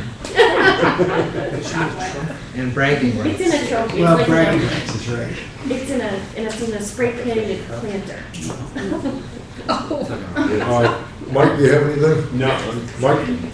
Just a quick announcement, over the February break with a team of network engineers, we did some work on our network and increased its capacity by 70%. Just with some changing some programming that's been in the network, limiting us for over 10 years. We took that limit away, and, you know, there's lots of room for growth. Thank you. He's the man. He is the man. That was all the good news. Let's not make her doom and gloom. Let's hear it. No, I don't want to always be doing it. Okay, so the last time I presented the budget information, as Michael spoke to already, the numbers are always changing and evolving, and that's why we call it the working 13-14 budget. So the last time I presented to you, the administrative team brought forward just over $380,000 in adjustments, and those adjustments or reductions have been shared with staff, and we believe at this point we're moving forward in keeping those in place. If you recall the last presentation, that still left a remaining $103,857,000 shortfall, and that shortfall being the difference between the anticipated expenditures and the revenue stream. You also heard Michael speak this evening to the difficulties we're having with the roof and the obligation the district has to make those repairs prior to the capital project. So historically, there's been a line, it's called operation of plant contractual, and historically that line, if I go back to 10-11, hovered over 100,000. So over the last 2 years, we've been trying to reduce all budget expenditure lines. And that line in particular, we had reduced to roughly 25,000. So we are all feeling very uncomfortable with that at this point and feeling that we really need to get that line back to where it used to be. As Michael had said, from year to year, that line was carried forward at that same amount, whether it was spent or not spent, for items just like this. As we move forward and we continue to spend down our fund balance and these unpredictable things happen, we do have to have money in that line to pay for these expenditures. So that being said, we're looking to increase that line to 105,000. And in addition to that, many of you have heard a lot of conversation about sequestration. Those numbers have bounced all around, and our best estimate at this point, it could range as high as 174,000. And sequestration is the federal money or the grants that the district uses to, in some cases, fund teachers, professional development, special education. And so at this point, there is not a solid number, but we feel relatively comfortable predicting 100,000 additional expenditure that our budget will have to pick up, that in the past federal monies would have paid for. So if you add those numbers together, the 103, almost 104,000 that we previously had from the last budget presentation, increasing the contractual line and operation of plant to 105,000, and the 100,000 sequestration question mark that we're still not sure where that number will come in at. We're looking at an updated projected shortfall of 308,000, 857,000. Could you repeat that? 300? 308, 857. So why can't we, I know we're spending $3 million out of the capital reserve for the next project. Correct. Why couldn't we use some of that money for some of these sort of, I'm not saying we shouldn't increase that line. I'm not arguing that. Right. But I'm wondering, if for some of these expenses, why couldn't we, is there a reason we couldn't use that reserve account? Yes, because you have to have a state project number assigned by SED. To be able to spend that money? That is correct. There's no other reserve that we have that we could use for some of this emergency stuff? We do have an insurance reserve, and that Don't we is. have a vehicle and?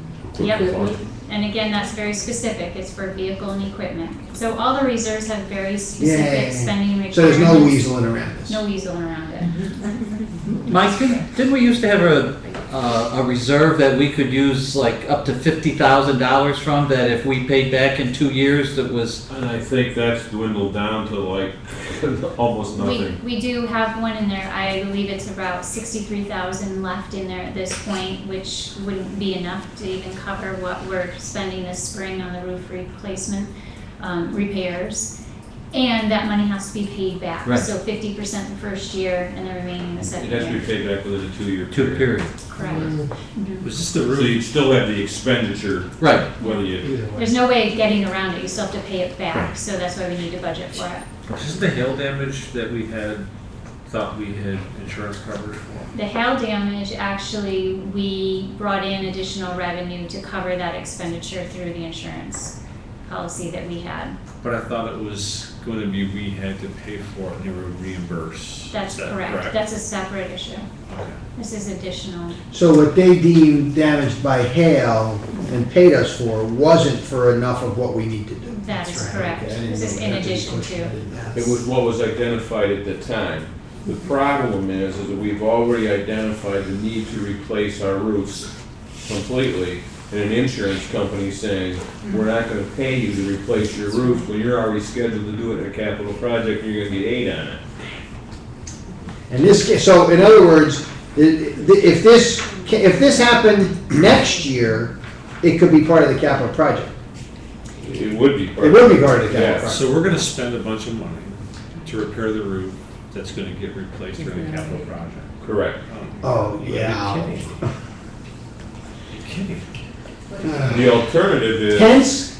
The alternative is let it leak, create probably more tear off of existing insulation, damage to the roof deck, damage to interior finishes, and the cost of the roof project goes up exponentially. So, You can't we can do hope that. that the politicians can not be dopes and save us at least the sequestration part of this, because then that brings us to 208.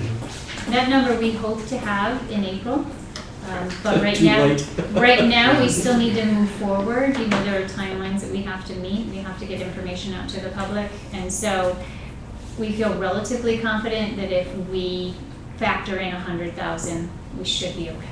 So at the last time we had this meeting, we asked for the rest of the 100,000. We asked for the rest of the story from the staff about those adjustments. So now that number Are you gonna give us those adjustments now? has ballooned Yes. into almost 309,000. Michael has scheduled a meeting with administrators tomorrow to discuss what that might look like for their buildings and for them to bring forward their ideas. I've asked for Michael, and the administrators will be informed tomorrow, actually this evening, that I would like those decisions, if possible, by the 29th or 28th, to give me time to actually change all the numbers throughout the budget so that we can bring the final numbers to you for that remaining amount of money, 309,000, to the board on March 11th. And what that means is once it's approved, or we have your approval to move forward, that I will have all the final numbers for the board to look at in the entire budget by March 25th. And when do we have to decide on the budget?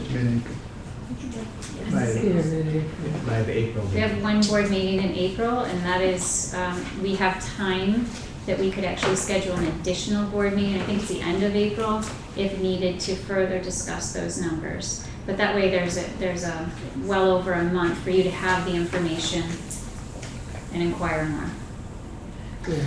Mike, how many people have been looking at the roof? How many different contractors have we had looked at it? Paid contractors to come in at all. I've brought in actually a roofing product supplier that actually has been in the business for about 4 years. They're helping us with the roof assessments. The insurance company also has sent in an adjuster that knows commercial roofs twice to look at it on 2 different occasions. When we first looked at the just the auditorium here at the high school first, and then the greater amount on the other 2 buildings. It's difficult right now at this time of year because of the snow and ice, so right now we're just chasing leaks. But we estimate that we've patched between 1,500 and 2,000 holes since the hail, the initial repairs that were done from the first insurance repairs. Kimberly, I think I'm confused about the addition to the Mike's contractual line. Right, let me clarify that for you. Go Okay, ahead. here, so we're estimating this is gonna cost somewhere in the neighborhood of $75,000 or $100,000. Right. I don't have hard estimates, yes, but that's my. And we're No, that's this fiscal. That's this fiscal year. Yep, and because we see that need, we are planning to increase the contractual line for next fiscal as well, although we do not have an outstanding expenditure or known expenditure that will spend that line down. And how much was his contractual line this year? 25. So my question is, where is the additional $75,000 coming from that I assume we had already earmarked for some purpose, either applied fund balance or unapplied fund balance or something, but there is still a $75,000 gap this year. That is correct. Where And are we? so once we have that quote come in and we know exactly what that expenditure will be, I will be bringing it back to you. I will ask you to increase the appropriated expenditure budget, and that money will come from fund balance.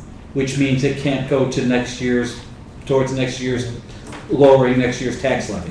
That is correct. So does that not double the amount that we need for next year? The $75,000 that we're increasing his contractual line and the $75,000 that we're making up for this? It won't double it because we are still drawing down from fund balance. We'll be dipping into that 4% that you've heard me refer to as sort of by untouchable. So we'll be dipping into the 4% to cover it. So the state allows you to carry forward 4% that is unallocated, and we will be dipping into that to cover this. So we'll be carrying less than 4%. That is correct.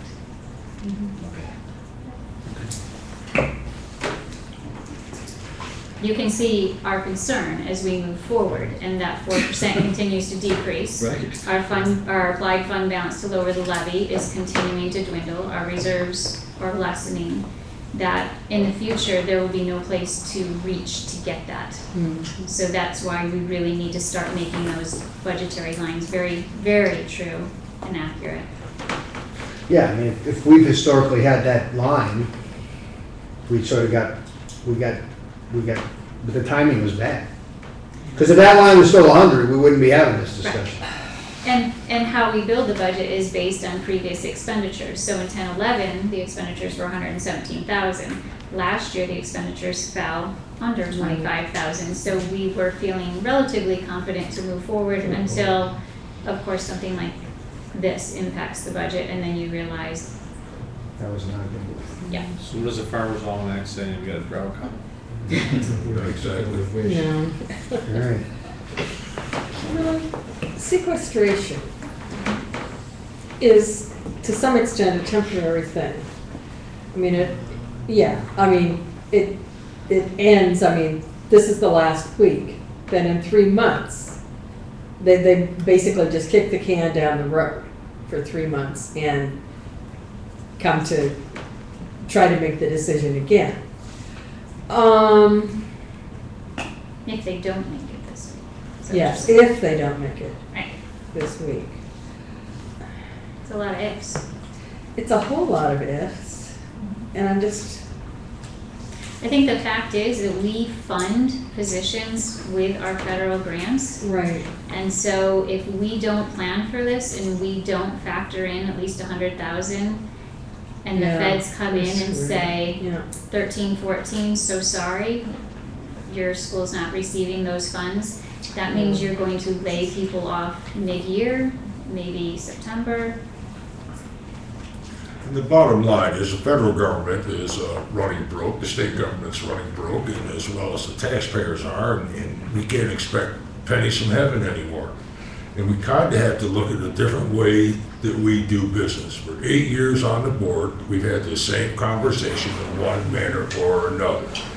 And every year we cut aides, we cut key positions in the same fashion. And to me, that's a form of insanity because we keep doing the same thing and expect a different outcome. We really have to join forces here with all of our administrators and set a direction that would like the school to go, live within our means to the best extent possible, and our revenue stream. There's no good news out there from any source that I've been to, and I've been to countless meetings of late. We have to look at alternative ways to balance what we have at our fingertips and what we hope will come our way. And it may be reducing some of our offerings. It may be looking at our class sizes. I've had many discussions about a class in particular or a situation in particular. If we have 60 students in one section, do we break that into 4 classes of 15, or is it going to be detrimental to divide that into 3 classes of 20? And those are the decisions that I think we as a board have to go and have. I'm reluctant to use the word push, but send the direction or that to our administrators that we have to consolidate more than. We have to look at our course offerings and how we deliver those. Can some of them be in the distance learning process? When I went to school here also, and when I was a student here, art was art general. When you got into the high school, it was a little bit diversified, but not to the extent that we have it here today. Is it possible to take ceramics 1? We had this exact conversation last year. Ceramics A or 1 and ceramics 2, is there a way to incorporate the low population of those classes into one and actually have breakout sessions? And to my understanding, that actually never happened. And it may have, but I'm understanding it didn't. But we have to look at ways to I appreciate art, I appreciate music, all of us do for one reason or another. But we have I actually had a sneak peek at next year's itinerary request, what students dreamed that they could have. And if there's guitar, beginning and second guitar, 1 and 2. Is there a way that we could incorporate some of those? We have to face the music now. If we don't, we're doing in essence what the federal government is trying to do and kick the can down the road. And we cannot afford to do that anymore. Feel free to jump in there. Well, I'll jump in. A couple things. I think there was a lot of tension not only on the board last spring, but also I think probably I generated some between myself and the administrators, because we were in a situation where at least I felt that all the options or information weren't presented to the board. We were on a timeline that was just razor thin, and then we were asked to make decisions, and I'm not a person that's comfortable doing things that way. So I'd like to make a couple suggestions. One is, rather than have an extra meeting in April, which then it forces us to digest all that information and ask all these pointed questions then, and then make a decision, can we not schedule a meeting either this Saturday, next Monday, sometime prior to then, so that more of a working meeting like we had in November on a Saturday morning with the board and the administrators, so that we can talk and share ideas over an extended period of time, not at 8:30 at night when people have already gone through 10 or 12-hour days, but that we're fresh. We can come in and look at some of those ideas in a collaborative sense, with time to be able to do it, and then time to be able to reflect, time to be able to schedule meetings to talk with individual people or administrators or whoever, and then still have time to mull it over and make a decision. And provide our public with time to be able to digest and that. So my request would be that we have that kind of a meeting sooner rather than later. That would be one thing, and I'm open to whatever the board says on. And if I could respond to that, I maybe did not hear Kimberly say, we want to present, as I see it, we have another $308,000 challenge. Yeah. And our goal is to, and at the March 11th meeting, which would be 2 weeks from tonight, that we'll present you with how we think we can meet that challenge. With it'll be the same approach we took last time, looking outside the classroom, and unfortunately I think we might have to look more inside the classroom this time, because you just can't keep going to all the same places and reducing. And so on March 11th you'll have that, and then that gives you clear till March 25th. That'd be another meeting. And then there is that stretch, I think it's because of spring break, but you'd have 2 board meetings in which to have take public input, concerns, how to shape things. But I would also ask the board to consider that it's John, Cisco, and Jeannie that work in these buildings and know the staff and know things that may look very evident in a numbers thing when you get into qualifications of teachers and strengths and the course requests of students, as Mr. White has mentioned, that there's a lot of dynamics and a lot of different variables there. So I'm hoping the board will allow us to bring, as we did 2 weeks ago, a proposal that meets the $308,000 challenge, and on the 11th. So you'll have 3 board meetings and really almost 8 weeks to look at it, 6 weeks for sure. Okay. Can I last minute? Okay, great. Will not be last minute. That's at all. Then can we ask that you bring a prioritized list of what your cuts are, as opposed to the narrow list of cuts that gets us to $308,000, so that both, I guess, individually by building and you as across the district to say, okay, we have these 15 ideas, and if we took every one of them, it might total well in excess of 300,000, but here is our list that got us to 300, and here's, if sequestration means we have to cut another 85,000, here is the order that we're going to get to that next 85,000, so that we're not given just a finite list. Gary, why would you want that? Well, two reasons. One is that I think it allows us to know that all of the options have been explored and what those are.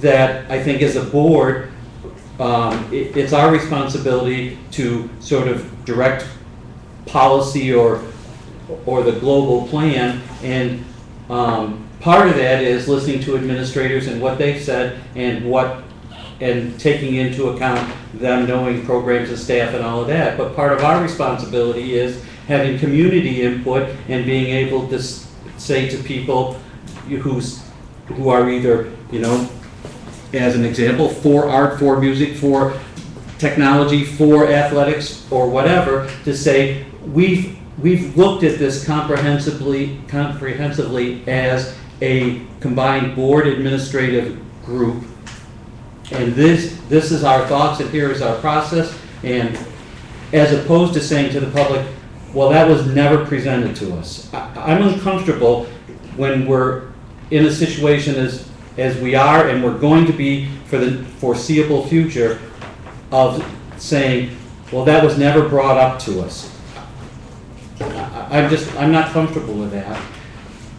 And I think the other thing it does is, much like every other level of government, we're close to it now, but in 2 years we're going to be there, that we can neither tax our way out of it nor cut our way out of it.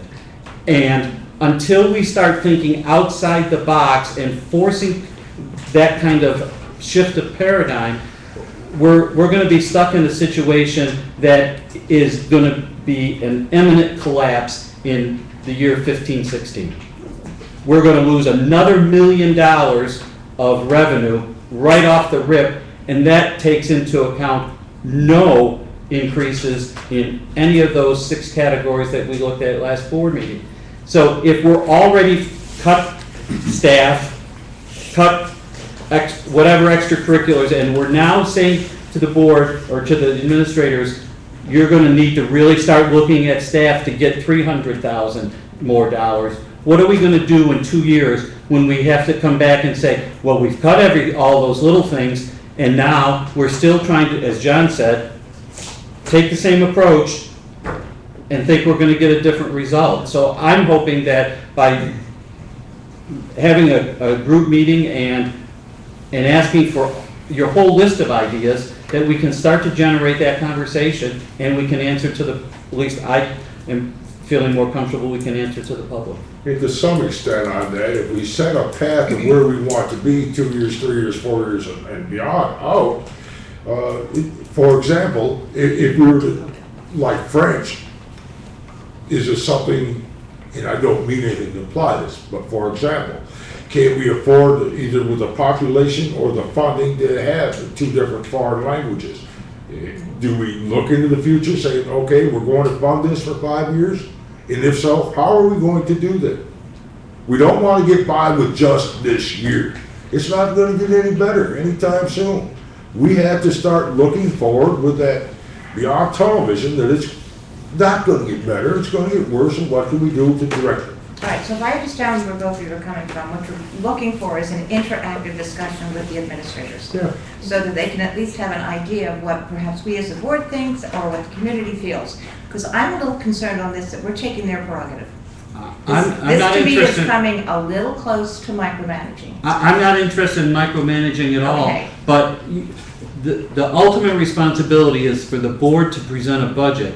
I'm uncomfortable making that presentation or voting yes for a budget when I'm not aware of all the options. Okay, I'm not uncomfortable with acquiring Okay. all sorts of information. I am an information junkie, I'll take whatever you give me.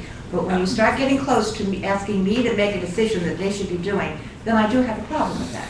Yeah, they're gonna, We have goals that we've Do you? talked about. We're gonna tell them to broil an egg. I don't wanna tell them how to boil the egg. I don't either. Yeah, it's their decision. And I love the back and forth. I think that's Okay. healthy, and it's important for us to know what the public feels.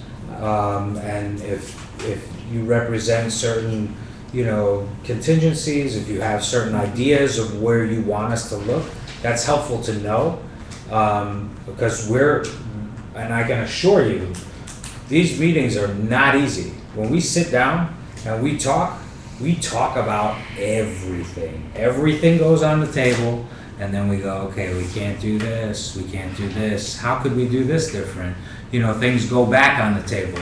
One of the reasons that it's such a working process that if we said one thing one day, we would think and change our minds the very next day. So it would be like giving you information that is going to change at the drop of a hat. And it could be because of feedback. It could be because something was uncovered. And each of us goes through that process together. I mean, this is what we've been doing, and so that working relationship is very important. But it's also important for us to hear what that is, and I do agree that it's important for us to be able to make those informed decisions. But we need to really we got to start hammering that out. And what I don't want to get into, and this is I don't want to put out what we think, and then people hear it, and then we say, wait, that we didn't really, that wasn't accurate. I don't want you to think that you're on, that's a cut or because once that information starts leaking out, it's very hard to reel it back in. So having a finite place to land is very important for us and the workings of our buildings and for morale. I mean, people don't want to feel like they're on the chopping block all the time, and at any moment they're on the chopping block in our discussions, because that's the way we operate. We go, okay, what can we do? And everything's there, and then we go, no. So, but if we share that with you, then all of a sudden it's like, ugh, now somebody hears it, and it's dangerous. That's dangerous territory. I don't think this discussion is any more than, at the end of the day, we want to make thoughtful, informed decisions. You're trying to make thoughtful, informed decisions. I think one of the things I think Gary's speaking to is that I don't think we ever really understood last year the sort of depth and breadth of what, I certainly didn't, the depth and breadth of what this discussion is about, from scheduling to what's required by the state to what we're required contractually. And I think, to me, I'm willing to go. I mean, listen, I think I'm confident that you're all competent enough to give us defensible positions for what you say to us. I don't know what, I'm assuming what Gary's asking is, he would like to know, and I would like to know, what is the defense of those positions? And then, if, in fact, you're giving us $300,000, what if you had maybe the point of an exercise is to say, well, what would $600,000 worth of positions are looking like? Because my guess is that next 300 will be what we would do next year. So I think what he's saying is, and in a way is, we might as well start putting things out there in some way, shape, or form, in a fashion that says, yes, we are vulnerable because of declining revenues and declining enrollment, those two factors. I don't know that it's any more complicated than that, other than costs go up faster than we can keep pace, but we can't keep pace because we've got declining revenue and declining enrollment, so it all is very circular to me. I think I'm perfectly happy to have a broad discussion when we have a lot of energy about what those defensible positions are. And I don't think we should shy away from it because it's hard. I think we should shy away from it if it's not thoughtful. And if we don't think we have the time to do a thoughtful discussion and have defensible positions, because I don't want to overburden an already burdened situation, then we shouldn't do it. Then we will have to say, okay, we're going to have to live with what you're saying. But if we have time to have that discussion, then you guys will figure out how to present us the information with the community here, and we'll figure it out. Well, it would be important for me to know whether you want, I, as the superintendent leader of these folks, we have intentionally not brought out our $500,000 worth because we didn't want the other $200,000 worth of people or positions or whatever to say, oh, well, we're next. That's hard on the morale of an organization. On the other hand, if you want that, we will do that. So my thinking was, before Gary's comments, that we would come in, and Kimberly knows, I always ask her, what's the number? Because if we need $308,000 and $857, whatever it is, that we will bring that to the board on March 11th. Now, if you would like to have $500,000 with our recommendation, with another, whatever the difference between 308 and 500, and then the board wants to say, well, that's in, this is out. If you want to do that, then that might be where that goes. But I think that could be where that goes. Well, but I think what he's saying, I think the word is important for us to keep in mind here is prioritization. I think I'm confident they can prioritize. I'm confident they can prioritize. But that doesn't mean we can't see what the next level of priority would be, so that either we're bracing ourselves for the next discussion, or we're saying, yeah, can you tell me why you think that one is one and this one is two? Do we want to have that discussion? Maybe we don't. We might want to have that. I'm not sure. Another thought that I have is that we are, with this next 300,000, we're probably getting to the very near the end of those kinds of conversations, because now we're going to need $500,000 and $1 million ideas. But I don't think we're going to get those at all before April 25th. So as we chatted last week a little bit, and I think your comments are leading to this, but I think we're kind of mixing two of the things that I thought we were talking about into the same conversation, and I'd like to take them back apart. This spring, my recommendation to the board is that we allow the administrative team to make the reductions necessary to balance next year's budget, knowing full well that from now on, we need to have the $500,000 and the $1 million ideas, which, I mean, anyone here can start thinking like, oh my gosh, what is that idea for us? It's culture changing. It'd be very big for our community. And as we were chatting with Gary last week, that's where I think we need to have a board workshop where we kind of have that, the thing like we had on November 17th, where really numbers drive it, and Kimberly needs to provide us that, in 15-16, what do we think our expenses will be, what do we think our income will be, and then what the problem is that with the continued gap elimination adjustment effect on our district and the loss of the reserves, because they're dwindling fast now, what will be the problem that we face? And if it's $1 million, what are the $1 million ideas?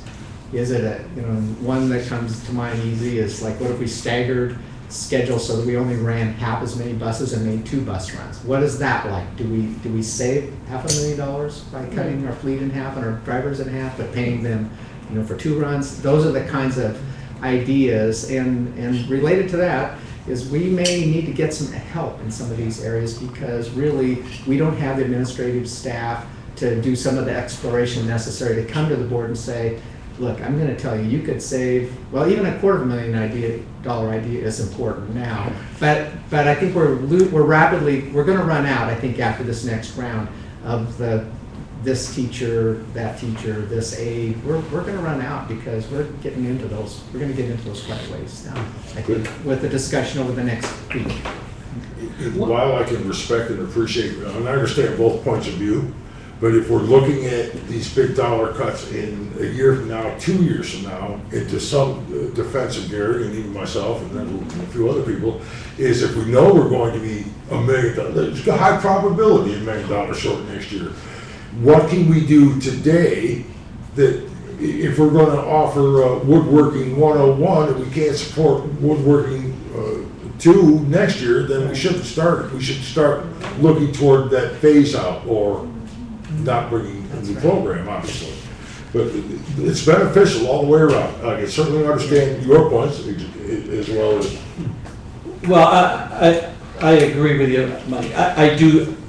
as you know, because I came to you to have this discussion, I feel we really need to start that global discussion, the culture changing discussion that is going to result in a thoughtful decision 2 years from now, because we really are, unless pennies fall from heaven to the tune of about 1 billion pennies from heaven, we're going to be short $1 million, and that's not going to change from there on out. And we're already to the point where we're going to start making some serious dents into the staff and that. So we've got to think outside the box. So I'm very willing to postpone that. I guess I would like at least, if not a dollar amount associated, at least sort of to run through to say, yeah, we've thought about this. One of the examples that I didn't hear last week or last meeting was raise the tax rate over the cap limit. We don't have any other solution. I mean, that was said by an administrator 2 weeks ago. We don't have a plan C. So if nothing else, I want to force you to say a plan C. My dad was very fond of saying nature abhors a vacuum. So if you're not thinking of plan C, I can tell you I can, just because that's the way my wife will tell you how annoying that is. So I can always think of plan C. One of the things that we talked about, and you weren't here, all of last year, and Cisco, you weren't here, so that makes it very difficult, was looking at coordinating the middle school schedule with a high school schedule so that people that are certified 7-12 can teach. That doesn't seem to have happened, and I'm not asking anyone to defend that, but we're to the point, in my opinion, where that's got to be something that's looked at as a serious option. I think the other thing that, in terms of the community, it's difficult, at least for me personally, to say, we're raising your tax rate to this amount, or we're making these cuts here, and someone says to me, how many classes is that teacher teaching? Are they teaching their full amount? And I have to say to them, no, they're not. And the person says, well, why not?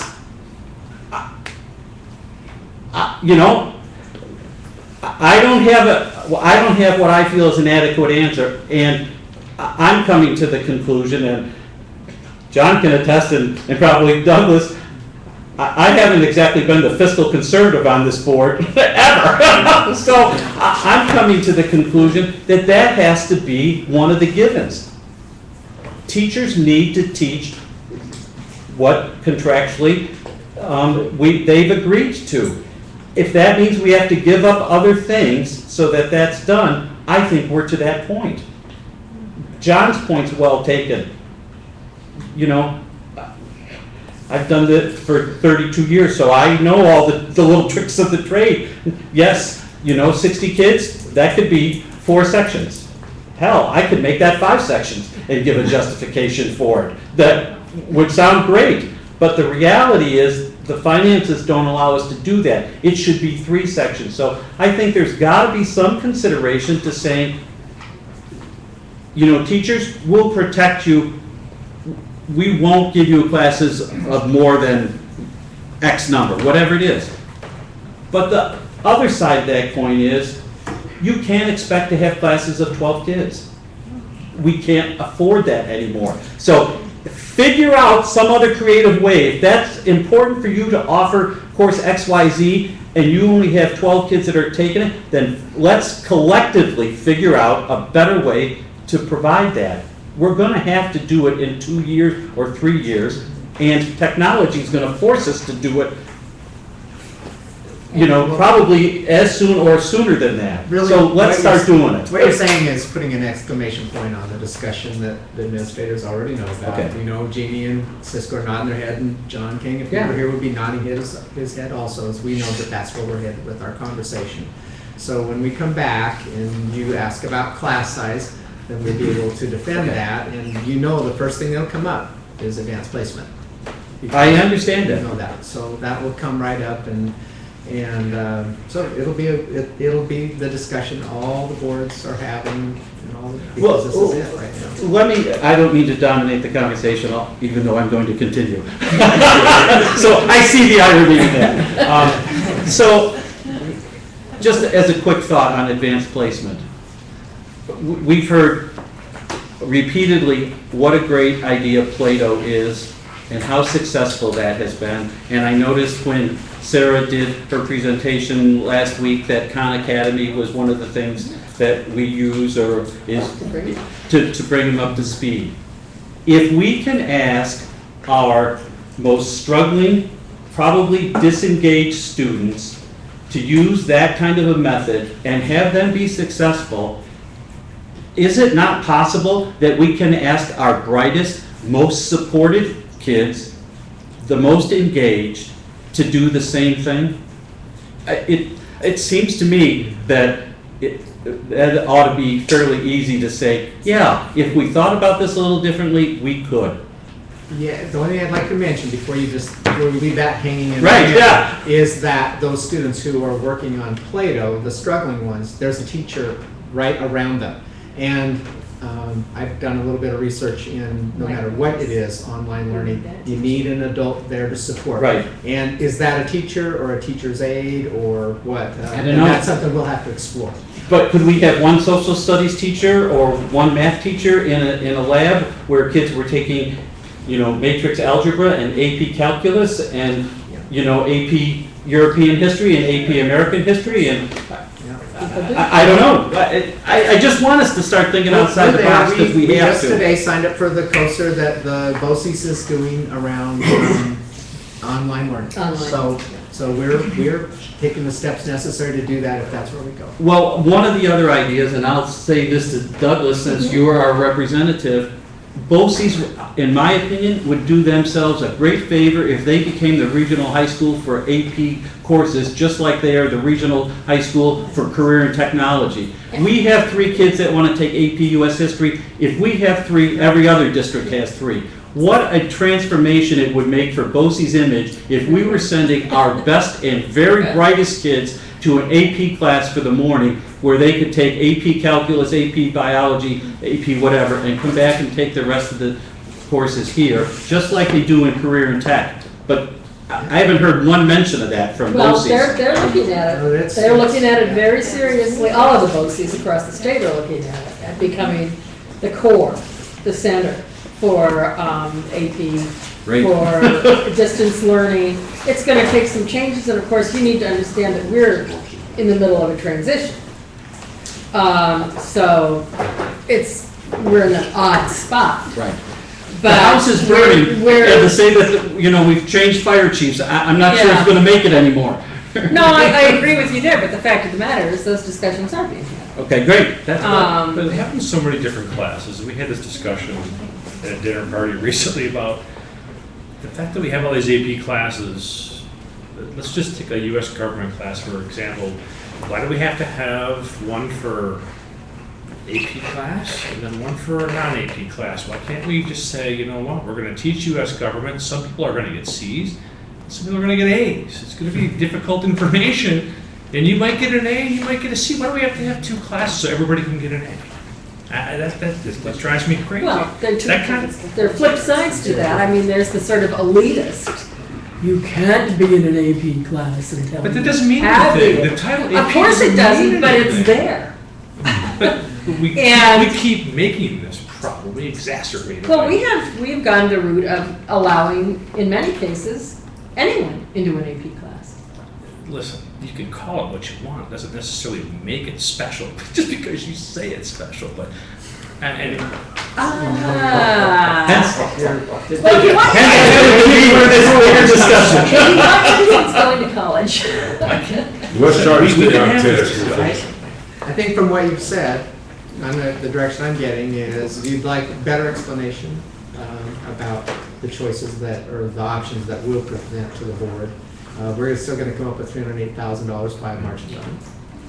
And and it'll be wherever we, as administrative team, think is the best things from our perspective. And we may come up with a few more not sure about that, but then long-term, the Yes. $500,000 and the $1 million conversation, we'll have that before the end of this school year, because as you said, those ideas are big and they might change culture or it'd take a lot of planning, and we need to get those going as we look into the future. So, This 308 that we're talking about this evening, that is on top of what? 380. 380 already. So that would be a $688,000 reduction This year. Correct. from this year to next year. I must have missed something last meeting, because we were talking 4 before, now we're up to 600. The You numbers missed the that meeting change. where she made her presentation? Yeah, I was in. Yeah, he was Yeah. away Yeah. Yes. last meeting. Well, I'll give up my We cut figures. 380 last meeting. I do think there is one other thing that we need to keep in mind, and that is that there are many schools across the state and across the nation that are actually going into making money by offering services. And I think perhaps we need to be thinking creatively in that direction as well. For example, there is a school, Newcomb, in the Adirondacks that has tripled, I believe at this point, the population by taking foreign students. And making a very, very fine program of their own by so doing. There are a lot of other options. We need to not only be creative in where we cut and where we collapse, but also in looking at what we do and what we do well and what we can merchandise. There's no rule that a school can't turn a profit by doing a business of some sort. I'm going for natural gas drilling. I was gonna say. That's what move that board meeting to the gym. Yeah. Where it will be very hot and humid. With our best. Yes. I know. I guess from, as a single board member, I would like to say to you, Michael, and to the administrators, I would like some very serious consideration given to teachers teaching their maximum load and to some kind of minimum maximum class size as an initial starting point. And I second that, to some degree. To some degree. Whatever way out. And No, Gary, I it's just certain, don't want it's to let certain. this to hang, but my third week, Oh, we can. I met with John to discuss aligning our schedules. The hang up with aligning our schedules is that the teacher needs time to travel and they are given a period to travel. If they're aligned fully, You don't want that. you don't want that. Right. So we want it offset. Exactly. Which it is now. I didn't mean align the schedule. What I meant was Utilize personnel. utilize personnel across the two buildings. Well, that's what the initial discussion was had for, was how do we align our schedules in a way where we can share personnel if we They're need. almost ideal the way they are. They are very good. Because you have a teacher teach 2 periods in the middle school and then walk over. The high school's on a mid-morning break. Right. So, Right? and then they have 4 more periods to teach in the high school. They need a period to get from the one building to the other. No, but if they're Given- aligned, it But- uses it up. Yeah. Because you're late to class. Because you're 15 minutes late. Unless you're shared with the elementary school and then From my office. it's just different. I'm a stump, I got that happens. Okay, moving along. Thank you. Well, Thank you. Wait, okay. I think that there's a real high level of trust between this board and the administration. very much It's so. grown a lot in the last few years as you people have stayed around, which is really good. You. You're not talking. So, I mean, I just think, I'm sensing, oddly enough, that being the quiet one, that there's just a lot of frustration and anxiety, and I think information helps with that, and I think Gary's point about a broader vision for what we do here, my sense is that if it's gonna happen anyplace, it's gonna happen here. We got a lot of really dedicated people who really, sort of give a shit in a way that we don't see in other places, so. And we also can't undermine, I think Douglas's point is right on. It's possible we could market ourselves if we invest properly in technology and other sorts of things and smartly, that when these schools start to merge and annex around us, if we offer, you know, people to pay to come because we're a beacon of light where everything else is sort of going dark. I think that's really how you can merchandise our strengths without actually sort of adding. It's just sort of holding on to what we do. Right. If we're facing this kind of problem, and to be honest, we're flush. Yes. What the hell is happening up in South Seneca? What the hell is happening in Groton? What the hell's happening in Newfield? If we're having this discussion, they're gonna be closing those doors in a couple of years. We're talking about, No, it's more like a couple of weeks. yeah, so, okay, so let's be realistic about There's some it. real truth to what you're saying about why enrollment is going down, I don't know, but. Well, it's going down because people aren't having kids. Well, people, if you are known as a school district that people want to move to, Yes, we are.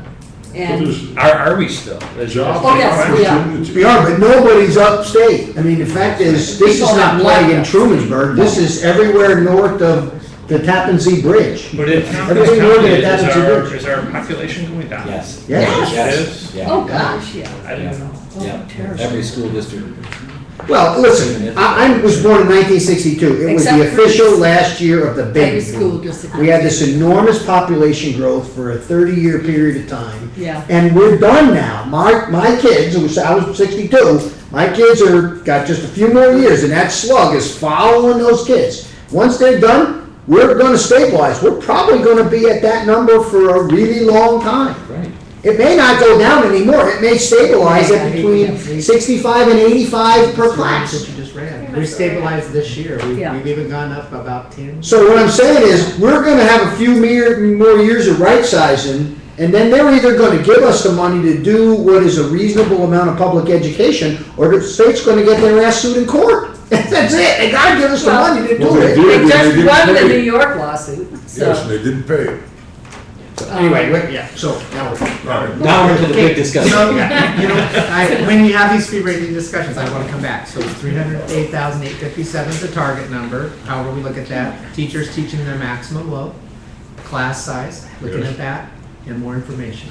Yes. And then we will plan some kind of a strategic, forward-looking, $500,000, $1 million idea conversation, probably after this budget is put out for both of And them. where's King to lecture us when we need him?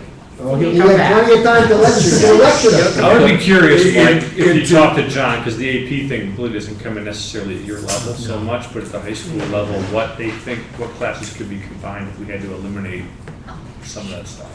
To the, But you have to be careful with that, because what you're doing is eliminating one of the things that makes us a very attractive school system. I understand. This is where you take Doug's idea, and what you wind up doing is you market your teachers I and just sell you all. but it's part of our job as the board here is to maintain this school, keep it a strong school, and give it the institution and keep passing it on to future generations. We understand that. One thing that I'm personally concerned about is, once the discussion gets deeper and deeper, we're gonna need a different venue, because it's not gonna be big enough, because people, we have a tendency, more and more people, when there's talks of cuts, into some, rightfully so. But I would not be opposed that if you were to have your staff meetings, that we're working with the teachers, we're all working for the good of this. And I don't want a line between the administrator and staff, the board. We haven't had it, and we haven't had it, so there's no reason to think we're gonna have it now. It's important to have the direction from the board and then the trust that we're looking at it. staff. And then We'll bring you back to numbers. yes, and if you were to have a staff, where you have your Wednesday, everybody sit down meeting, it's not a bad thing if anybody thought it's possible that the board could go there. No, I don't no, think that's. Well, no. The board does not belong at that meeting. That should be a free and open discussion among administrators. We have to trust them. Well, no, not to He's talking about staff about it's not presentations to the special. staff, like the larger session where we. Oh, you're not talking about the administrator? No. No, I can't No. talk about administrator. No. Oh, sorry. I knew that. Yeah, okay. If you mean when they talk to the staff about it. Like the opening day of school. That's right. I thought you were talking about going to their meeting. No, no, Yeah. like the opening day of school, Yeah. like everything. There you go. Okay. That was. Anybody else? This is So our it's over form. form now. Well, no, Yes, yes. Open forum now. After that.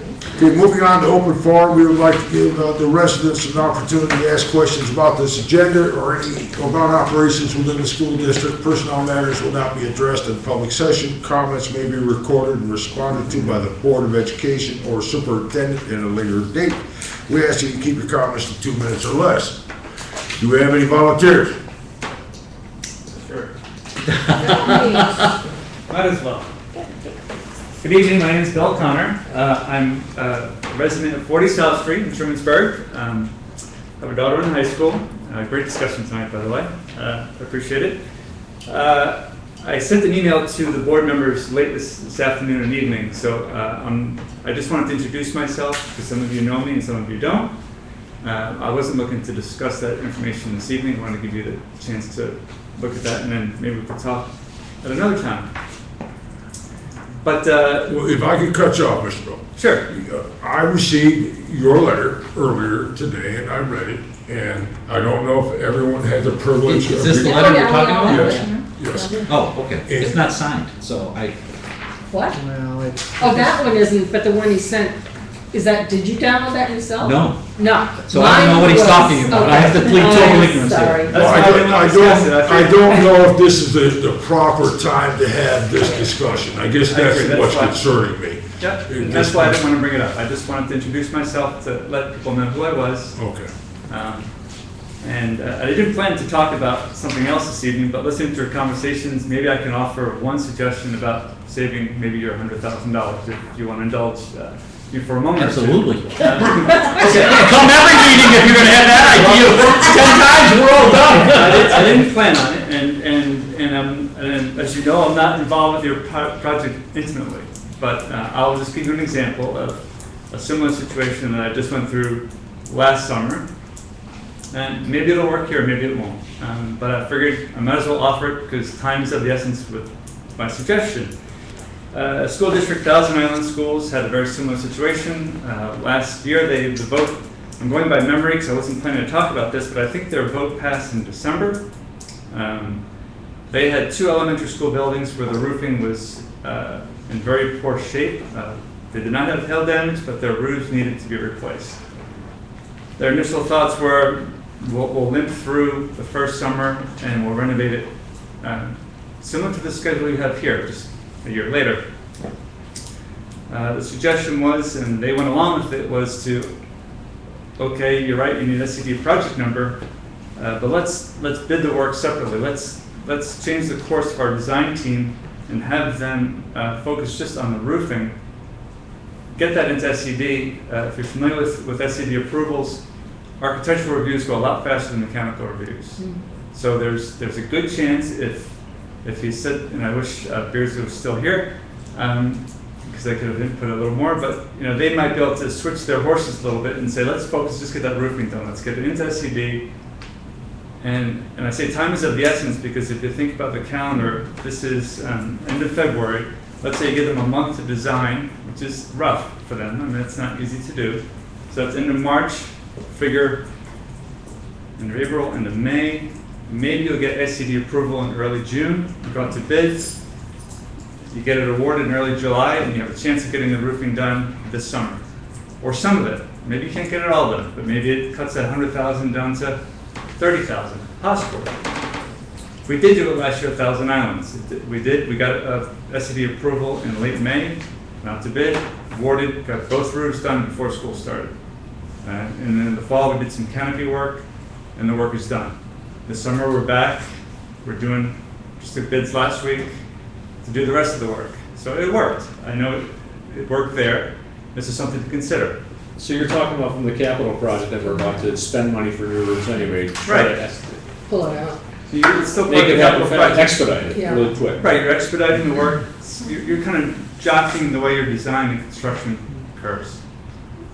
We did ask, Bill, we did ask Karen Moon, who's Team BDC, whatever, Bernie Donegan's office. She is our money person for the capital project. When to spend the money, what qualifies. She helped us design all the expenditures so that we get the maximum state aid. We did ask in January, and perhaps we didn't press it hard enough because between Karen and, we did ask this question. Can we separate this part out and do it this year? And as I recall, it was like, we just can't, and maybe we didn't press hard enough, and maybe we need to try to ask that question again. You would certainly But- think that the state who's gonna give us the money to fix this roof wouldn't wanna give us money to fix it that was already fixed. That just seems ridiculous to me. Yeah. They don't care because they're not gonna foot the bill. The state's not footing the bill for the fixing. We're looking at it separately. No, not for Repairs aid. versus replacement. They don't care what we do before That's the that. Maintenance is not viewed the same as replacement, Yeah. so Right. SED looks at it two completely different ways. Repairs, replacement. So does this make sense Well, to you? Well, the only other comment, and Kimberly prompted me, so I'm gonna give her credit for it, is part of it is about when you hit the bid environment in June for summer work for Yeah. roofing, that it's not as favorable. I'm not saying it's horrible, and we shouldn't explore it, but I just remember that in January, it was January, as soon as the thing, the bond passed and we got back from winter break, we did ask this question because we knew that this was coming up. And then unfortunately, in about the last, I'd say 4 weeks, we realized that the problem's worse. More damage. And what we thought was gonna kind of get taken care of by the hail damage repair is just not making it, so, it's some bad timing. But we can certainly ask that question and press. I'll give you actual results from Thousand Islands. First of all, Bernie Donegan was the financial advisor at Thousand Islands at the time of that roofing project. So I know they've done it before. The roof bids were, I'm going from memory, but I believe they were about $80,000 under budget, even though we bid in June. I would agree with you, Michael, though, you're right. I was surprised by that. I would say that typically is a That's time. counterintuitive. It was very counterintuitive, but you never know. You could always take bids and then decide they're too high and not do it. You could always rebid it and again, readjust your schedule. But Is there there plans any to think about. Is there any legal requirement for us to give the work to people in state or local or anything along those lines? All sorts of rules. Qualified bidders. Qualified bidder, could the qualified bidder come from Michigan? Qualified bidder If come they from the moon. pay the wages. Come from the moon. We just support a certain one project. And what the bigger question is, how do some of these people become qualified bidders? Well, we can certainly This ask is the that. question. I know two or three union places in Michigan who would come. All right, let's stay focused.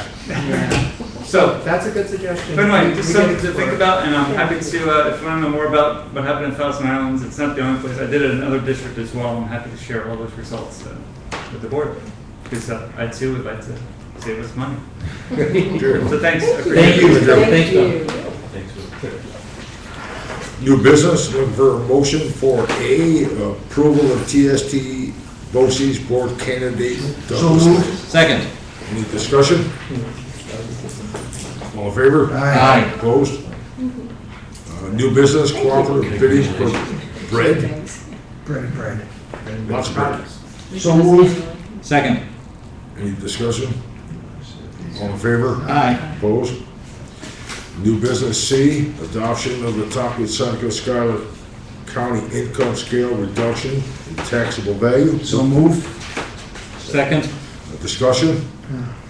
Can Yeah, I just chime in? Well, this, well, Yes. Tina's done a lot of research on this, done a lot of calling, and chime in if I miss a piece of this, but in a nutshell, the board adopted this policy, but they didn't adopt the scale. Well, it actually was in the old policy book, but somehow didn't come forward when we adopted the new policy book. So there's varying numbers out there in the different assessor's office, and by adopting this scale tonight, Tina will send it out and make sure, no matter whether you're in Seneca, Schuyler, Tompkins, whatever, all those counties, that you would have the same discount on your taxes if you meet the income standards and you're disabled or a senior citizen, meet all the qualifications. So what this will do is send a consistent message that our district is sensitive to people who have those kinds of challenges, and we want to be consistent in offering that opportunity to lower their taxes. So the board approval will get it out. Do we have any idea of what the impact, how much money, tax money we're talking about? I don't. And this is already being done, it has been done for a number of years in different counties. this is, so it's not like we're adding to any tax increase to the person who doesn't qualify for this. No, wait a minute, no, you're missing my point. This is the same, well, Schuyler County, for instance, has been doing this for 8-10 years, or a very long time. This has been a law. But the primary purpose here is the, Schuyler was at 35, Seneca was at 30, and Ithaca was at 35. What this is doing is making that same exemption level all the way across the whole district. There is a certain. So we're gonna lose tax income. Well, We've been I'm not losing sure we it do very because I long. think my sense is, or my understanding is that they would just divide out what, they would divide that with the rest of us. There you go. Okay. Well, say that again, I'm sorry. In other words, We're gonna pay more. let's say if they lose, let's $10 say you're if they dividing lose among $100,000 in taxes due to these exemptions, well, then they just add, they're still gonna, we, the district, will still get the $100,000. It just comes from other people Correct. who are able to pay. I So believe the that's how it Right, works. so I guess my question is, did we do this last year? It's been, Pardon?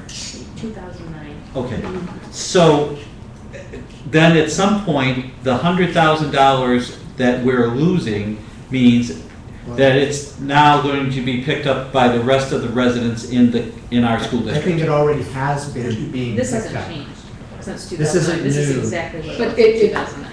I'm It hasn't confused. changed So- since 2009. We're We've just done making it it every public. year. So it's been happening? Yes. It's been happening. Okay, there's my That, I'm question. sorry, there's a lot of dynamics. It's been happening differently in different counties because the board didn't do what we're about to do, hopefully, that you've adopted a consistent scale of income and property. I guess I'm confused about what the county has to, how the county affects anything because it's our school district. They're the assessor, they're the one that appraise the value of your house and take any deduction. It doesn't have anything to do with how much your house is worth. Well, No, but they do Star B. Yes. You have to, if you're a senior, you go over there to fill out your Star B. Look The on page percentage There's a 16. reduction in the assessed evaluation for tax Yeah, look on purposes. page So that's where the 16. reduction comes from. On what page? it's on Page 16. Yeah, it's in two places actually in your board packet. It's in the motion. And then it's also on page 16 is the memo that, Yes. A couple years ago. Okay. Yes. does Smart, that- Alec. are you, he's picking on you, but are you answering, did you get your question So answered? what you're saying is that people take this to the county and say, my house, as opposed to being a, Income. It's income, it's based on income. Yeah. Take your pay Well, stub. let's give a concrete example. I meet the qualifications for either being disabled or senior citizen, and my income is $30,000. Then, or between 30,000 and 30,999, then I would have a 35% reduction in the assessed evaluation for tax purposes. So, if that's a $200,000 home, that would be a $70,000 deduction. Okay. On top of. So that's how the Sorry, county correct? fits into this, because they're the ones that are assessing the property. That's correct. Gotcha.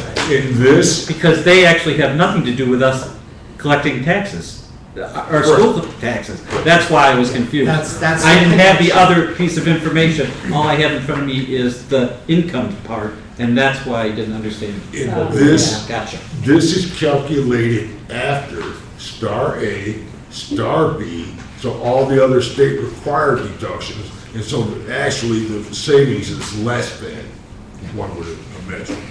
So people have been doing this since 2009. We just haven't made it uniform across the county. That's right. Yes. Okay. So it's not really gonna have any change on our projected revenue stream because It We should, still collect the same we amount. still collect the amount. It's just divided among the Right. population Gotcha. differently. Thank you. All in favor? Aye. Opposed? D, looking for a motion for the abolishment of the staff position as presented with the new date of February 25th of both spots. So moved. Second. Any discussion? All in favor? Aye. Opposed? Old business? I have none. Anyone else? No policy? Board forum? I'd just like to make a suggestion, and maybe this is just because I'm a delinquent board member. And I'll own up to that. Instead of old business, could we maybe make some kind of parking lot item so that when we're talking about something, we can say, and maybe we could have in the past and just have it, hence my delinquency, to say, Tina, would you put that on next meeting's agenda under old business? Because when I walk out of here, I'm thinking, oh, well, we need to discuss X, Y, and Z, and then, you know, since I'm a senior citizen, that Glenn just reminded me, it slips my mind, and by the time the next meeting comes, then it doesn't go happen, and then I'm suddenly asking, 4 months later about the coordination of the schedule, because I didn't remember until then. And, Gary, I did talk to Tina about that, and I was thinking that it'd actually be a box. Okay, great. That we, you could either jot something in, or Tina can jot something in, or we can just make sure that we just don't lose track of conversations we want to have. Okay, So great. we're there. Thank you. Anything else? I do have Yes, an ma'am. odd question that I should have asked earlier. On the bread bin, Yes? we are bidding, item 4, hot dog slice for prison or non-school only. I don't think we fall into that category. No, so that's a bread bid that covers many different districts, and I don't even know who else, but we purchase into that service so that But we are purchasing from that category. we don't have to purchase that particular item.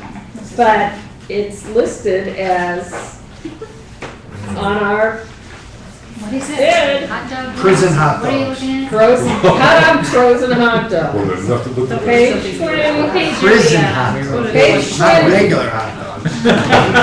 You can only imagine. I need them. Not even what you get, not that there's much difference between. Are we Hot seeking dog an answer? run, hot No, dog hot sliced dog for sliced. prison or non-school, estimated Only. yearly quantities. I don't know that those are our quantities, Douglas. This Okay. represents quantities for multiple different institutions. Uh-huh. They're sliced in prison, so when they're frozen, They they cut can the hot be used dogs as a for us in weapon. prison. You got enough license plates. Okay. Motion to adjourn. So moved. Did we just adjourn? Thank you. John, I'm sorry.